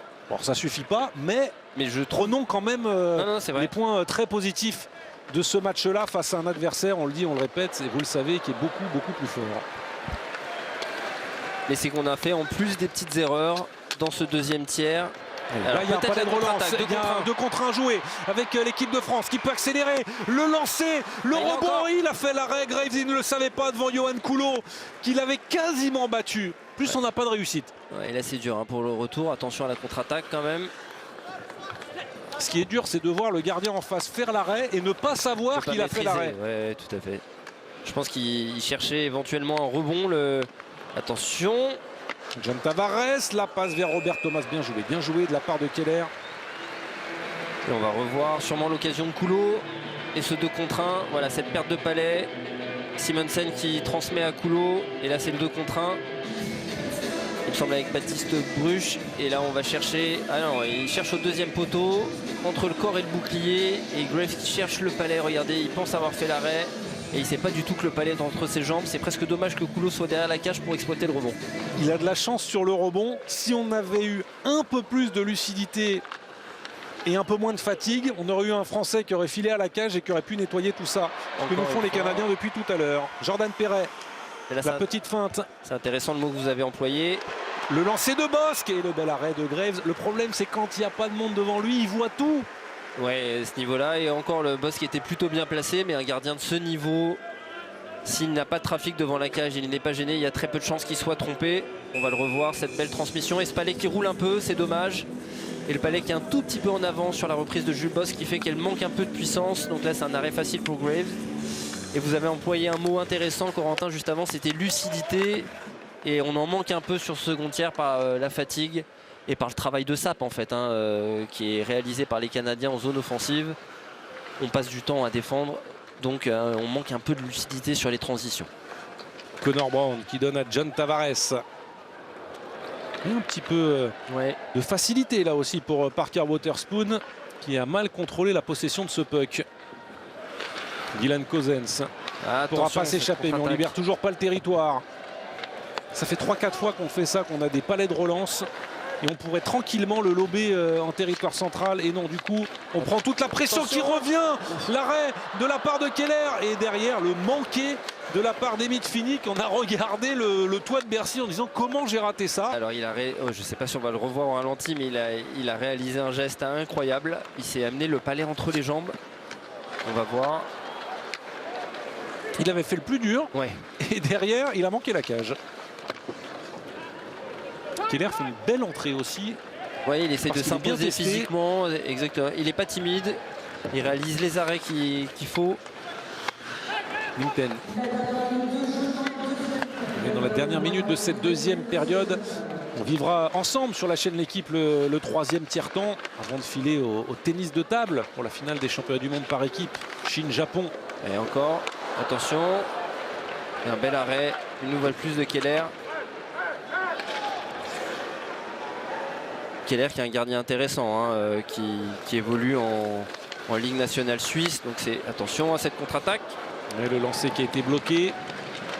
On sent que c'est difficile là pour nos Français, hein, qui ont du mal à patiner. Bel arrêt à nouveau de Keller. Est-ce qu'il peut connaître une carrière comme l'a connu Christophe Alouette en NHL où il est encore un peu trop tendre pour espérer jouer à ce niveau-là? Non, il évolue en tout cas au bon endroit. C'est-à-dire que la Ligue suisse est quand même un des meilleurs championnats d'Europe en Europe et il est quand même titulaire, donc à ce niveau-là c'est qu'il faut qu'il emmagasine, attention, du temps de jeu et de l'expérience, et pour l'instant il est en train de le faire. Donc de là avoir une carrière comme Christophe Alouette, je sais pas, mais s'il accumule les saisons titulaires en championnat suisse, il y a de grandes chances qu'il fasse une carrière vraiment à très haut niveau. En tout cas, il fait une bonne entrée dans ce deuxième tiers-temps. On en avait besoin, mais Saoud, 5-1 pour le Canada. Bon, clairement, ils ont décidé de patiner plus vite que nous. Et ça se voit effectivement avec le score, en tout cas 5-1. On va quand même espérer quelque chose pour le dernier tiers-temps, et c'est un match de gala. De toute façon, il y aura du spectacle quoi qu'il arrive. On est de retour dans quelques minutes à l'Accor Arena.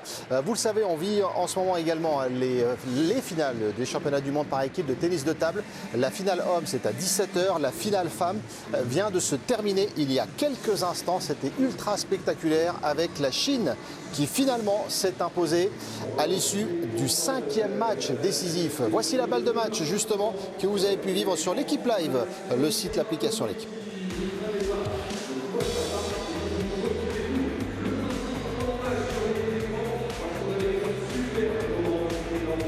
« 17 h, c'est la même affiche Chine-Japon au lendemain d'une demi-finale fantastique face à l'équipe de France. Chine-Japon, 17 h pour la finale homme. Et tiens, retournons à l'Accor Arena puisqu'on a une réaction côté équipe de France avec Paul Tellion. Oui, avec Flavien, 5-1 pour le Canada qui a élevé son niveau de jeu, plus efficace. Pour vous, c'est un petit peu plus difficile. C'est sûr qu'on est un peu revenu à la réalité. Ouais, ils ont élevé leur niveau de jeu. Maintenant, à nous de faire en sorte d'arriver à les contrer, quoi. Donc on l'a montré au premier tiers, pourquoi pas montrer par la suite. Et justement, qu'est-ce qu'il faudra changer là pour la dernière période? Et nous aussi se mettre à leur niveau, hein, pas baisser les bras, surtout pas baisser les bras, et puis montrer qu'on est capable contre ces grosses nations, quoi. Merci beaucoup Flavien. Et on les retrouve pour le dernier tiers-temps, hein, l'équipe de France qui est menée 5-1 avant de marquer une très courte pause. Vous le savez, on vous fait gagner toute la semaine la somme de 1 000 €. Alors voici la question du jour pour ce jeu des 1 000 €. Dans quel sport s'illustrent les frères Lebrun? 1, le biathlon. 2, le tennis de table. Vous envoyez 1 ou 2 au 7 10 21. 1 ou 2 au 7 10 21. Bonne chance à vous pour le tirage au sort qui aura lieu demain. On marque une courte pause, on est de retour en direct à l'Accor Arena. Ça nous emmènera jusqu'à 17 h et la finale homme du tennis de table, les championnats du monde par équipe, ultra spectaculaire, une grande finale Chine-Japon avec un niveau absolument sensationnel depuis le début de ces championnats du monde. Restez bien avec nous. Et puis ce soir, tiens, 22 h 55, on en profite pour vous donner de nouveau le rendez-vous. L'équipe du soir autour de Giovanni Castaldi pour débriefer l'avant-dernière journée de Ligue 1 avec tous les enjeux, la course au titre, la course à la Ligue des Champions, à la Coupe d'Europe et au maintien évidemment. 22 h 55 ce soir. Restez bien avec nous, à tout de suite pour retourner à l'Accor Arena.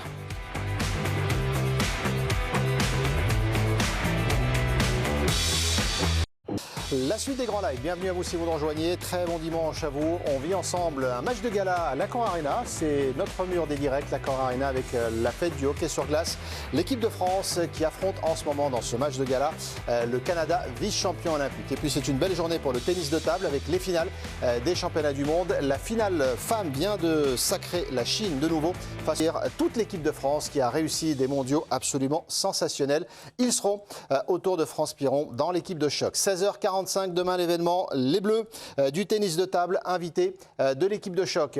Avant de retourner à l'Accor Arena, on surveille la remise de la médaille d'or, si c'est le cas, et du trophée pour la Chine. On verra les images un petit peu plus tard s'il faut.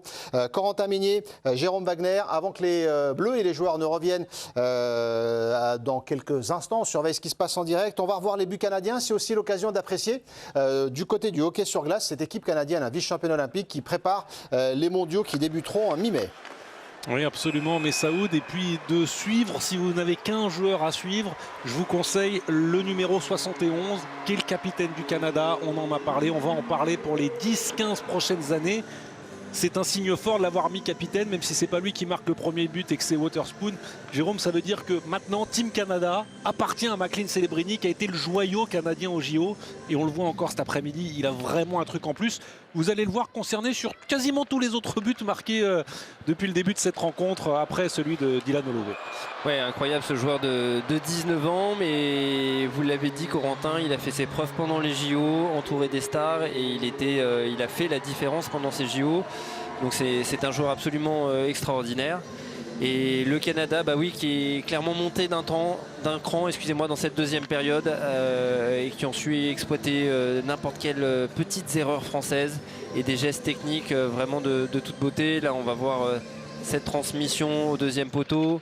Vous avez des gestes vraiment, des conservations du palais, des shoots qui sont vraiment précis. Et on arrive vraiment à se trouver. On voit voilà, Celebrini qui vient faire l'appel au premier poteau, cette transition au joueur de Winnipeg, Sheffield, le numéro 55. Donc les Français qui ont eu du mal à défendre dans cette seconde période, c'est difficile face à ces individualités canadiennes.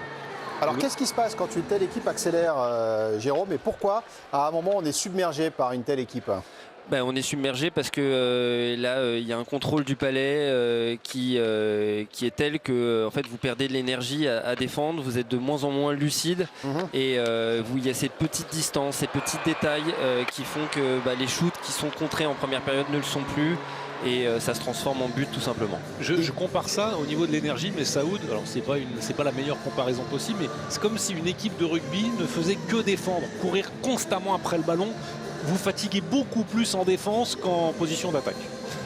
Oui, et dans cette seconde période, regardez, et en plus d'être dépassé, on a fait des petites erreurs de transition. On peut le voir sur ce but, par exemple. On a le plein contrôle du palais et face à des joueurs comme ça, regardez, en 2 passes, on arrive à se trouver face au but. Et là, c'est le fameux Celebrini, le numéro 71. Donc oui, vous manquez de lucidité sur votre distance par rapport aux joueurs pour intervenir. C'est un sport qui est très physique. Donc vous devez à la fois être concentré au contact du joueur et la fatigue arrivant et le niveau technique étant différent entre ces deux équipes. Le Canada qui fait clairement la différence sur ce second tiers. La France qui est menée 5-1. Pour ceux qui n'étaient pas avec nous lors du premier tiers-temps, Corentin et Jérôme, on va quand même voir le but français parce que les Bleus ont tenu tête pendant le premier tiers-temps. Et en plus, le but est très très beau. Le but des Français, on parlait de la relance tout à l'heure. Regardez, ça c'est une relance de qualité. Ça part même du gardien, de Neckar qui transmet à Coulot, Der qui va transmettre à Leclerc en zone neutre qui vient tromper le portier canadien. On risque d'avoir des situations un peu plus comme ça, même s'il y a de la fatigue niveau français. On expliquait que le fait d'évoluer loin de son banc en seconde période, c'était franchement pas l'avantage des Français. Donc les Français qui nous ont aussi montré en fin de deuxième période des situations intéressantes en zone offensive. Donc voilà, on risque de voir des zones de transition. Et puis on l'a eu aussi lors de l'interview. On a vu qu'ils vont essayer de rester au contact des Canadiens dans la combativité. Et comme vous l'avez dit, Messaoud, c'est un match de gala. Donc peu importe le score, les Français vont vouloir montrer des belles choses sur cette troisième période. C'est l'occasion, Corentin et Jérôme, justement pour les fans de cette équipe de France ou même ceux qui s'y sont intéressés pendant les Jeux Olympiques de donner des nouvelles. On rappelle que la France France avait l'occasion de revenir parmi l'élite. Elle évolue en 2e division mondiale. Et malheureusement, les Bleus n'ont pas saisi leur chance il y a quelques jours. Oui, parce qu'on jouait donc dans la 2e division, qu'on appelle la division D1A. Il y avait 2 équipes qui pouvaient monter dans l'élite. Malheureusement, on a très mal démarré avec cette défaite. Enfin, on avait plutôt bien démarré face au Japon. On avait galéré face au Japon, une victoire 4-3, mais ça avait été un peu compliqué. Derrière, victoire au tir au but face à la Pologne. Et puis, il y a eu cette défaite face à l'Ukraine, qui était un peu le concurrent. On savait que le Kazakhstan, sans doute, allait monter, que ça allait se jouer face à l'Ukraine. Cette défaite-là nous a un peu fait dérailler. Oui, c'est clairement une déception, ce championnat du monde. Après, il manque énormément de titulaires, pas moins de 12 titulaires dans cette équipe de France. Et c'est une configuration qu'on a peu connue, puisqu'on est habitué à évoluer dans le championnat élite. Et c'est un championnat élite où les autres effectifs sont supérieurs. Donc on est plus une manière de défendre et de jouer. Et là, on a dû faire le jeu. Et l'équipe de France n'est plus habituée à faire ça depuis quelques années. Et chaque score est serré, hein. On a pu le voir avec la Pologne qui pouvait monter et qui a perdu le dernier match contre la Lituanie. Donc on a perdu des points, notamment contre la Lituanie, des équipes dites petites entre guillemets. Et voilà, c'est dommage, l'Ukraine qui passe devant les Français. Mais comme on l'a dit en début de retransmission, ça peut être aussi une base pour reconstruire et faire émerger des joueurs qu'on a moins l'habitude de voir. Donc voilà, l'équipe de France qui va devoir construire là-dessus. Parce qu'on a pas mal de départs, mais Saoud à la retraite aussi. Oui, bien sûr, changement de génération. Sacha Treille, on a beaucoup de joueurs qui ont porté très haut les couleurs de l'équipe de France pendant très longtemps, et à un moment donné il faut que le flambeau passe. Ouais, comme Pierre-Édouard Bellemare, comme vous l'avez mentionné, Messaoud, à qui un hommage sera rendu à la fin de cette rencontre. On a pu compter sur des cadres, et on en a d'autres mais qui ne seront pas forcément disponibles. On pense notamment à Alexandre Texier, la star française qui évolue au Canadien de Montréal et qui est pris pendant les playoffs. Donc il faut s'habituer à donner de la responsabilité à d'autres joueurs. On vient de retrouver l'Accor Arena.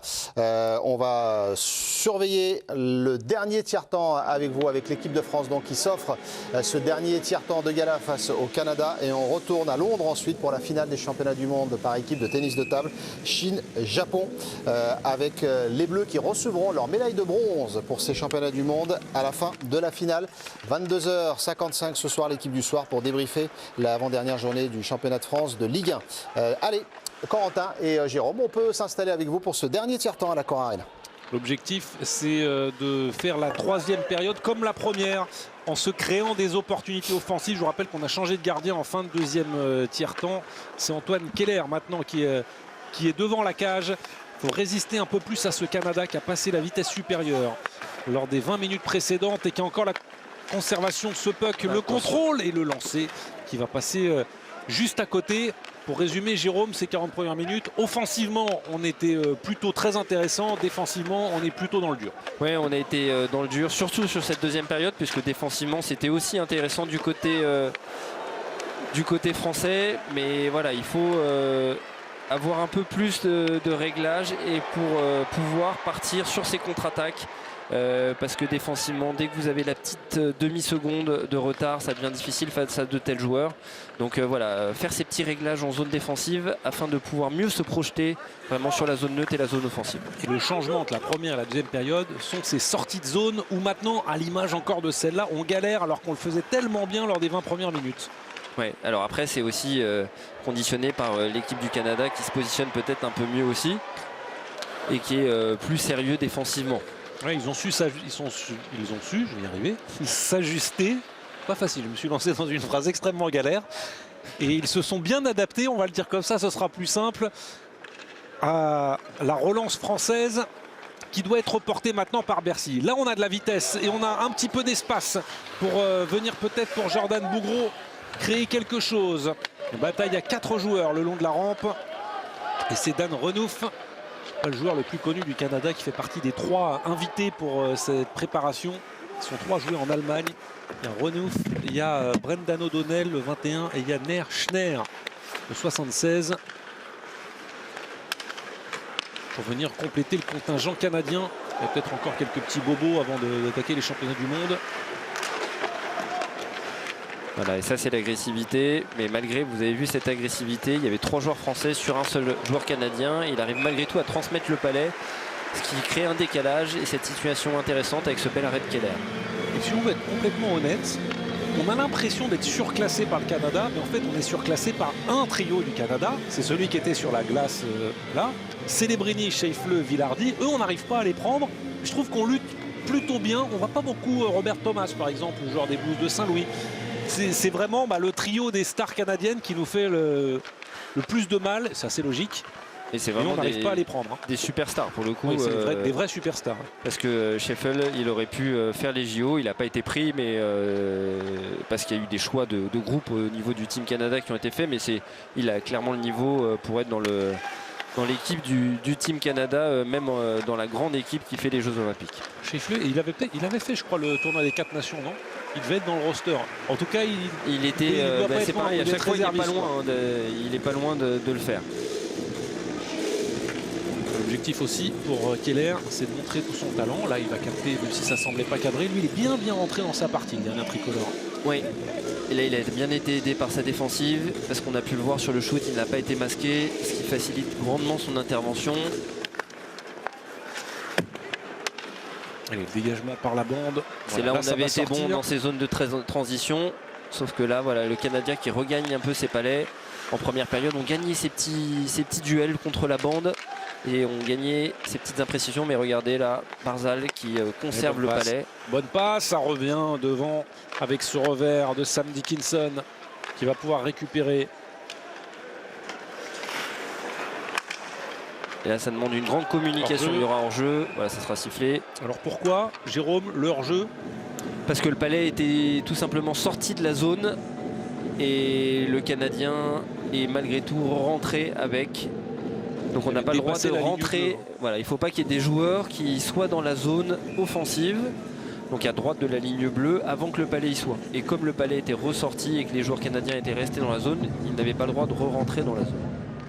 Et pour rentrer ou sortir de la zone, il faut qu'il soit sorti entièrement. Ça touche encore un bout de ligne. Ouais, attention, c'est bon. Ouais, ça c'est le petit... Ils nous font une fois par match. Une petite balustrade de Bercy. À chaque fois qu'il y a un match à Bercy, on sait que ça peut revenir une fois le long de la bande. C'est la petite spécificité maison. Ouais, attention à ces palais perdus en zone neutre. Oui, Accor Arena, bien entendu. Je dis Bercy parce que c'est l'habitude. Ça trahit un petit peu mon âge. Dylan Cousins. Et le bon pivot de Cousins. Mais on ne l'a pas lâché en couverture défensive. Et là, on a été mieux recroquevillé devant Keller. En revanche, ça va être compliqué pour Perret qui s'en sort pas si mal. Attention aux 2 minutes, il avait un peu accroché. Avec Aurélien Dair. C'est ce qu'on vous explique, c'est que le fait physiquement d'être au contact, comme on le voit là en zone neutre, des joueurs canadiens défensivement, ça va vous permettre une meilleure agressivité. Et ça, c'est vrai, ça a vraiment été le point faible dans cette seconde période. Ils ont le contrôle du palais. On est usé et on a beaucoup plus de mal derrière à pouvoir jouer. Bosque, Eritz derrière la cage. Bien joué de la part de Jules Box. Jules Bosque, le joueur de Bordeaux, le défenseur qui a pu donner à l'opposé. La petite passe transversale, le lancer qui a été bloqué malheureusement par Denton Matejchuk. C'était pas mal cette transition hein, en zone neutre puis en zone offensive. Les Français qui quand ils ont de la vitesse se montrent vraiment intéressants. White Cloud qui va chercher Schneier. C'était pas bien exécuté et Thomas Thierry va pouvoir effectuer une sortie de zone. C'est dommage, hein. On partait d'une situation de relance simple et par un mauvais contrôle, des petits gestes techniques, on perd toute l'avance qu'on avait et on se met en difficulté. Et ça aboutit sur une arrivée en zone offensive des joueurs canadiens. Cette passe par la bande de début de territoire offensif, les Canadiens, ils la font à chaque fois et elle passe à chaque fois. Ils la maîtrisent parfaitement. Il a tenté en angle fermé, Zach Whitecloud, de battre Antoine Keller qui ne lui avait pas laissé d'espace. Celebrini qui a pu récupérer avec Whitecloud. C'est le trio offensif hein, dont vous parliez, Corentin, avec ce fameux numéro 71 qui a le palais contre la bande. Mais voilà, là on ne lui laisse pas d'espace. On a grosse tête avec Coulot. On oblige Celebrini à tenter quelque chose, ça va quand même ressortir et ça va nous offrir un palais de contre, un 2 contre 1 peut-être, qui va se dessiner pour l'équipe de France avec cette accélération, cette passe, le super barret de la part du gardien canadien Graves avec ce jeu de Baptiste Bruch qui était vraiment très bien exécuté avec Fabien Colotti. Ah oui, on n'a pas été payé là. Non, non, ils ont su exploiter cette erreur de Dickinson et vraiment Bruges qui a su montrer toute sa qualité de patinage, résister à l'attaquant et trouver Simonsen magnifiquement. Et il a fallu vraiment un arrêt important du gardien canadien, mais très belle occasion pour l'équipe de France. Ça s'était bien dessiné pour les Bleus. Leclerc. C'est bien un bon match, hein, vraiment de Leclerc qui s'est bien protégé. Le Palais qui trouve magnifiquement. Et le nouvel arrêt de Graves qui commence à m'agacer sérieusement parce qu'il est très solide devant la cage. Ce qui n'est pas une mauvaise nouvelle pour le Canada qui a un problème depuis quelques années, c'est d'avoir un peu de relève au niveau des gardiens de but parce qu'ils avaient d'excellents gardiens de but. On parlait de nos Français un peu vieillissants et qui ont pris leur retraite. C'est un peu le même problème chez eux alors qu'on revoit les arrêts de Graves. Ouais, c'est dommage. Ce tout petit contrôle de Moni qui rate son contrôle. Et alors que là, on revoit l'occasion de Simonsen qui cherche au premier poteau et Graves qui avance bien dans son déplacement et qui va boucher l'angle de l'attaquant rouennais. Mais oui, on a deux occasions coup sur coup là pour les Français. Et excusez-moi, Corentin, vous me parliez des portiers canadiens. Et vous me disiez que... Je vous disais qu'à l'instar de l'équipe de France qui perd des Bellemare et compagnie, les gardiens canadiens sont de plus en plus vieillissants. Je pensais à Marc-André Fleury, Jordan Binnington est plus jeune. Ouais. On a besoin aussi un peu de relève. Et la relève est de plus en plus maigre au pays du hockey. Oui, alors après on avait aussi accordé toute la confiance à Jordan Binnington, le gardien de Saint-Louis, qui était vieillissant aussi. Donc on n'a pas mis en place d'autres attaquants, mais il y a des gardiens canadiens qui sont de très très haut niveau. Et voilà, on va mettre la confiance sur d'autres joueurs aussi. Donc on risque de voir aussi Graves, il s'inscrit un peu dans cette continuité, enfin cette nouveauté, pardon. C'est un gardien qui a 25 ans, ce qui est très jeune pour un gardien. Et on peut voir aussi Ivankovic, qui est un gardien qui est sur le banc et qui a 18 ans. Donc là, il n'est même pas entré en NHL, il est drafté. Donc voilà, on prépare l'avenir du côté canadien. Mais on n'est plus à l'époque quand même des Martin Brodeur, des Roberto Luongo, des Carey Price. Il y a peut-être une place pour les 10-15 prochaines années pour un gardien de but à prendre. Peut-être aussi en équipe de France. J'aime bien ce que je vois aussi de Keller qui là vient résister sur ce lancer à bout portant. Keller n'est qu'un, de toute façon ce sont par leur âge et leur talent le futur de l'équipe de France. Donc on sait qu'un gardien arrive en maturité à peu près à ses 27-28 ans au début. Et là on a deux jeunes gardiens. Donc c'est important de leur faire connaître le haut niveau. Et notamment par des matchs comme ça et de continuer à les développer. Donc, mais on a deux gardiens d'avenir en équipe de France. Et c'est vrai qu'après avoir connu des Christo Baluet, des Fab Henry ou des Florian Hardy, on avait connu vraiment un trio de gardiens qui était très solide et qui nous a permis de rester dans l'élite mondiale. Donc voilà, ce renouvellement de génération doit se faire. Allez, la descente à 4 contre 2 pour les Bleus. Avec une bonne passe peut-être. Oh, il était arrivé ce Palais, on n'a pas pu conclure. La part de Valentin Grosse-Tête était sur la tranche. Je pense qu'il rebondissait, il n'était pas plat, le Palais. Ouais, il était même en l'air, il me semble. Mais les Français qui sont intéressants dans cette période, qui arrivent par quelques contres à se montrer dangereux. On s'attendait à ce profil de période. On vous l'avait dit, ce qui était le plus risqué, c'était la seconde période. Et là, les Français qui réagissent bien dans cette troisième période. Oui, pour plein de raisons, parce que les bancs à l'opposé, parce que le Canada peut être vexé de la réaction française dans les 20 premières minutes et qu'ils se mettent en place, les Canadiens qui auront un autre match de préparation face à la Hongrie dans 3 jours et qui font tourner avec Sam Dickinson, jeune joueur lui aussi, Sam Dickinson. Waterspoon qui a voulu mettre à la cage.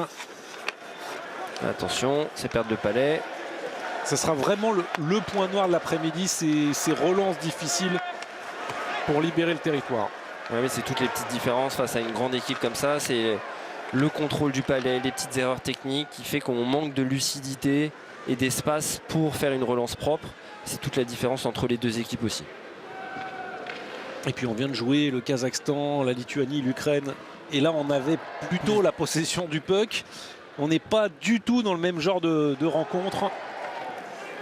Non, et puis les joueurs en face, l'adversité vient moins vite sur le porteur du Palais aussi. Attention au rebond. Ouais, bien joué. Quel arrêt. Avec l'arrêt encore de la part de Keller. Une fois face à Tavares, face à Connor Brown et même face à Dylan Cousins. Superbe arrêt du portier français face aux attaquants canadiens. On va le revoir avec Riley qui vient mettre ce petit palais à la cage. Brown qui vient exploiter le rebond. Et une deuxième fois, et vraiment avec son bras gauche, on va voir Keller qui va prendre l'arrêt au sol. Et sur le deuxième rebond, il remet son bras. Magnifique intervention du portier français. C'est dur, hein, le deuxième rebond, de pousser comme ça. Vous donnez le premier. Et il retend son bras une deuxième fois. Vraiment un geste magnifique. Très très bien joué de la part d'Antoine Keller. Toujours 5-1 pour le Canada. Il reste un peu plus de 8 minutes dans ce match de gala qui se dispute à l'Accor à l'Accor Arena de Paris. Et qu'on suit en direct sur la chaîne L'équipe. Dylan Cousins. Les petits pivots de Cousins face à Bosque. Tavares qui a voulu redonner à Cousins et qui vient tomber sur Kevin Dussault. Et là, une fois de plus, ces petites erreurs de relance avec les palets dans les patins. Et attention. Et on se retrouve embouteillé. Intelligemment, il attend du soutien, l'attaquant canadien. C'est John Tavares. Tavares qui se donne un peu d'espace, qui remet le palais à la cage. Devinez quoi? Antoine Keller est encore là. Ouais, c'est belle action de l'attaquant, le vétéran, entre guillemets, du joueur de Toronto. Et ça part d'une mauvaise erreur, enfin d'une erreur de relance des Français. Et par ces erreurs, on subit encore une occasion canadienne. Même si elle n'était pas très dangereuse, on a ce tir de loin de Tavares et le bel arrêt de la mitaine de Keller. Et on défend encore arc-bouté devant la cage de Keller. Et voilà, c'est dommage encore cette relance. On avait l'occasion de mettre un peu de vitesse dans le jeu. Au moins on est sorti du territoire. À défaut, oui, tout à fait. Mais c'est là où en première période, Corentin, on arrivait à faire ces belles relances et du coup à prendre de la vitesse en zone neutre pour porter le danger dans la zone offensive.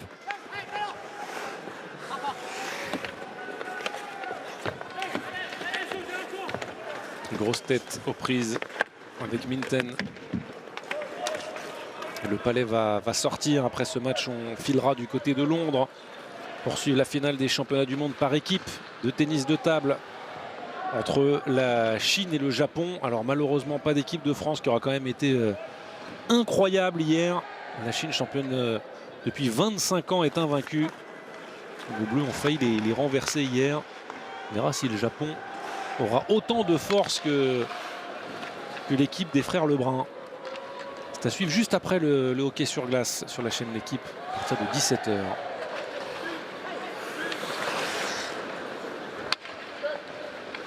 Je vois par du basket aussi avec la 29e journée de Betclic Elite. Monaco, Paris Basket, 19h10. Allez, ça serait bien de marquer un petit but pour réveiller un peu Bercy. Mais on sent qu'on est dans un temps mort entre guillemets avec l'équipe canadienne qui a fait la différence au score et qui contrôle plutôt le jeu. Et les Français qui ont du mal à se montrer dangereux offensivement, mais ouais, ça mériterait un peu plus d'action, Corentin, comme vous le dites. Après, on a beaucoup donné sur les matchs de deuxième division.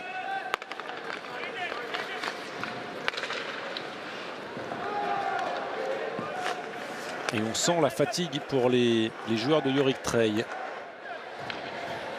Jordan Perret. Voilà, un peu d'intensité avec cette mise en échec, ouais. Ouais, mais match d'exhibition ou pas, vous êtes obligé quand même de donner un peu d'énergie. Bah, c'est du hockey, hein. On l'avait mentionné en première période. Il avait également terminé un jeu avec une grosse charge comme ça. C'est le genre de jeu qui amène de l'énergie à toute l'équipe et qui monte la voie. Parce que vous devez exister face à des formations comme ça. Vous n'avez pas la qualité technique des Canadiens. Donc dans l'intensité physique, l'équipe de France se doit de répondre présent.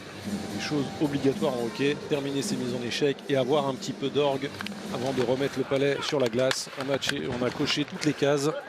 Regardez là, voilà, là par exemple on tourne, ça aurait pu se terminer par une mise en échec. Voilà, exactement comme le fait Kevin Boson. Attention aux 2 minutes. Oui, parce que là il y a peut-être un petit fer trébuché, quoique Le Canadien n'a pas fait grand-chose pour rester sur la glace. Robert Thomas, Ouais, ça sera sifflé malgré tout. C'était l'arbitre à l'opposé alors qu'il avait levé le bras. Pas celui derrière la cage. Et attention, il le sait, Nicolas Ritz. On va le revoir à la ligne bleue avec sa crosse. Ça peut paraître frustrant en se disant pourquoi 5-1 les arbitres, mais bon, elle semble logique cette pénalité là.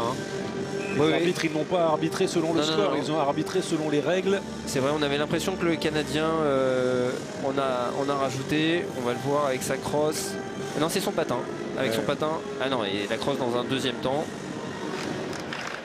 Ouais, ça doit siffler. Et attention parce que les Canadiens sont à 100% en powerplay. Ouais, 1 sur 1 ce soir. En même temps, ils ont eu une supériorité numérique qu'ils ont marquée. Et c'est Celebrini qui a le palais avec Morgan Riley. Tavares. La passe pour McLean Celebrini à l'opposé. Quelle passe. Il est écœurant, McLean Celebrini. C'est John Tavares qui vient compléter le jeu pour le 6e but canadien. On a bien fait de vous dire qu'il fallait le suivre, mais ça paraît simple, ça paraît tellement facile ce qu'il fait. Oui, mais ça paraît simple quand vous avez le niveau technique et le physique pour pouvoir exécuter ce style de jeu. Et les Canadiens qui, dans un premier temps, ont joué sur la droite de Neckar. Et Schaffel qui trouve la transversale pour Celebrini. Voilà, qui va venir trouver, regardez le numéro 91 qui a su mettre sa crosse au palais. Et là, quand vous avez un joueur comme Celebrini, il va faire une passe dans la palette. Et Tavares qui n'a plus qu'à pousser le palais au fond des cages. Jeu magnifique de l'offensive canadienne. On le savait depuis les Jeux Olympiques et même depuis plus longtemps. Face au Canada, c'est jamais une bonne idée de se retrouver au banc des pénalités. On l'a payé à prix très très fort cet après-midi. 2 infériorités numériques, 2 buts pour le Canada qui mène désormais 6-1 à 4 minutes de la fin de cette rencontre. Avec ce but du joueur des Maple Leafs de Toronto, John Tavares. Le premier d'ailleurs encaissé par Antoine Keller qui ne pouvait pas faire grand chose sur ce coup-là. Complètement déporté par la belle passe de Mark Scheifele dans un premier temps. Ouais, attention pour les Français. Alors peut-être une contre-attaque avec Simonsen. Oui, Simonsen y va, c'est bien joué, il va remiser devant. Seule différence, c'est que là où les Canadiens ils sont postés devant le gardien, bah nous on n'a plus grand monde, on a du mal à accompagner. Ouais, là en revanche, c'était mieux avec cette remise devant le filet. Encore Simonsen qui vient trouver en haut du slot. Ouais, le lancer qui a été bloqué devant. Il est intéressant, on l'avait vu déjà sur la chaîne L'équipe en finale de la Coupe de France, ce joueur Thomas Simonsen. Il a une bonne période des Français, ça serait bien de conclure ça par un but. Avec le lancer bloqué encore, c'est Johan Coulot qui avait tenté sa chance. Allez, on est positionné, Leclerc. Petite feinte de Leclerc qui n'a pas réussi et qui va permettre à Dylan Holloway peut-être de relancer son camp et de libérer sa zone. Non, les Canadiens aussi n'arrivent pas à libérer le territoire. Petite passe, remise du revers. Il faut compléter ce jeu-là. Et c'est encore Graves qui vient empêcher Flavien Dair d'aller marquer le 2e but tricolore. Fait un gros match le gardien canadien, un très gros match. Ouais, il a été sérieux et en plus un match pas facile pour lui parce que attention, au premier tiers il a eu beaucoup de shoots, mais quand en 2e, 3e tiers c'était moins le cas et malgré tout il a su répondre présent sur chaque initiative française. Et là c'était vraiment 2 occasions de qualité des Français, c'est pas pour vous faire genre ah oui on peut marquer. Là il y avait 2 vraies occasions de but sur la jeu puisque c'est un Canadien qui a remis le palais dans sa zone défensive. C'est pour ça que l'arbitre n'a pas sifflé hors jeu. Ce qui est bien, c'est que ça nous permet de faire un petit contrôle des règles pour tout le monde. La passe défensive, effectivement, n'est pas considérée comme une entrée de zone.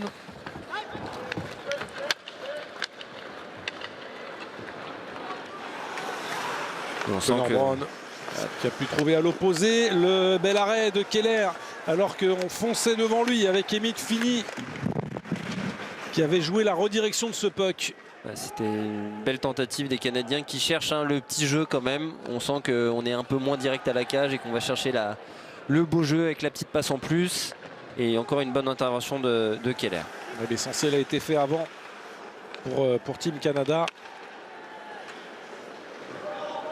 Qui a peut-être été un peu vexé par la bonne première période de l'équipe de France et qui s'est dit non, on n'est pas là pour rigoler, il va falloir faire le travail quand même. Oui, et puis les joueurs doivent montrer aussi à leur entraîneur un peu, même si c'est des joueurs qui sont connus, mais il y a un temps de jeu à gagner et donc ils doivent se montrer aussi dans dans ces matchs de gala, d'exhibition et de préparation.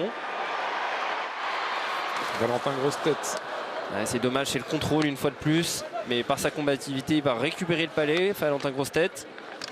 Il a voulu le remettre dans l'enclave, il est tombé sur un Canadien. Il a été intéressant par moment ce trio, Simonsen, Grossetête et Bruch. Offensivement, les aura quand même pas mal vus. Hein. Et ce trio-là, il y a le trio de Leclerc qui auront été sans doute les 2 meilleurs trios tricolores de l'après-midi. Il reste 20 secondes dans ce match que le Canada aura maîtrisé à partir de la deuxième période. L'équipe de Mischa Donskov qui va s'imposer 6-1 pour préparer sereinement ces championnats du monde. 6-1 ou... Il aurait pu avoir un petit 2 minutes, mais de toute façon c'est la fin. L'équipe de France aura lutté pendant 20 minutes, sera tombée sur plus fort dans une belle après-midi quand même de hockey sur glace à l'Accor Arena. Victoire de Team Canada face aux Bleus de Yorick Treille. Et un très bon gardien canadien qui nous aura empêché d'aller marquer un but de plus. Oui, le Team Canada qui a fait le boulot, mais l'équipe de France qui a su montrer un beau visage. Dommage d'avoir su craquer dans cette seconde période, mais qui ont montré des choses aussi intéressantes. On savait qu'il y avait une différence de niveau entre ces deux équipes, qui est confirmée au niveau du score, mais les Français qui ont montré de belles choses. Et voilà, c'est le genre de match qui peut faire grandir un effectif, qui peut apporter de l'expérience. Donc voilà, félicitations aux deux équipes. Merci Jérôme Corentin, on en a profité tous ensemble. On va quitter l'Accor Arena pour filer à Wembley puisque la finale du championnat du monde de tennis de table par équipe va commencer dans quelques minutes. Chine-Japon, c'est une magnifique affiche, ça nous permettra de revenir sur la demi-finale extraordinaire hier face à la France. Les Bleus qui ont fait plus que bousculer cette équipe de Chine. La remise du trophée pour les filles, les Chinoises se sont imposées face aux Japonaises. Et puis on reviendra faire un petit tour à l'Accor Arena pour une réaction après ce beau match de gala entre la France et le Canada. A tout de suite pour les grands lives avec donc cette grande finale de tennis de table par équipe Chine-Japon.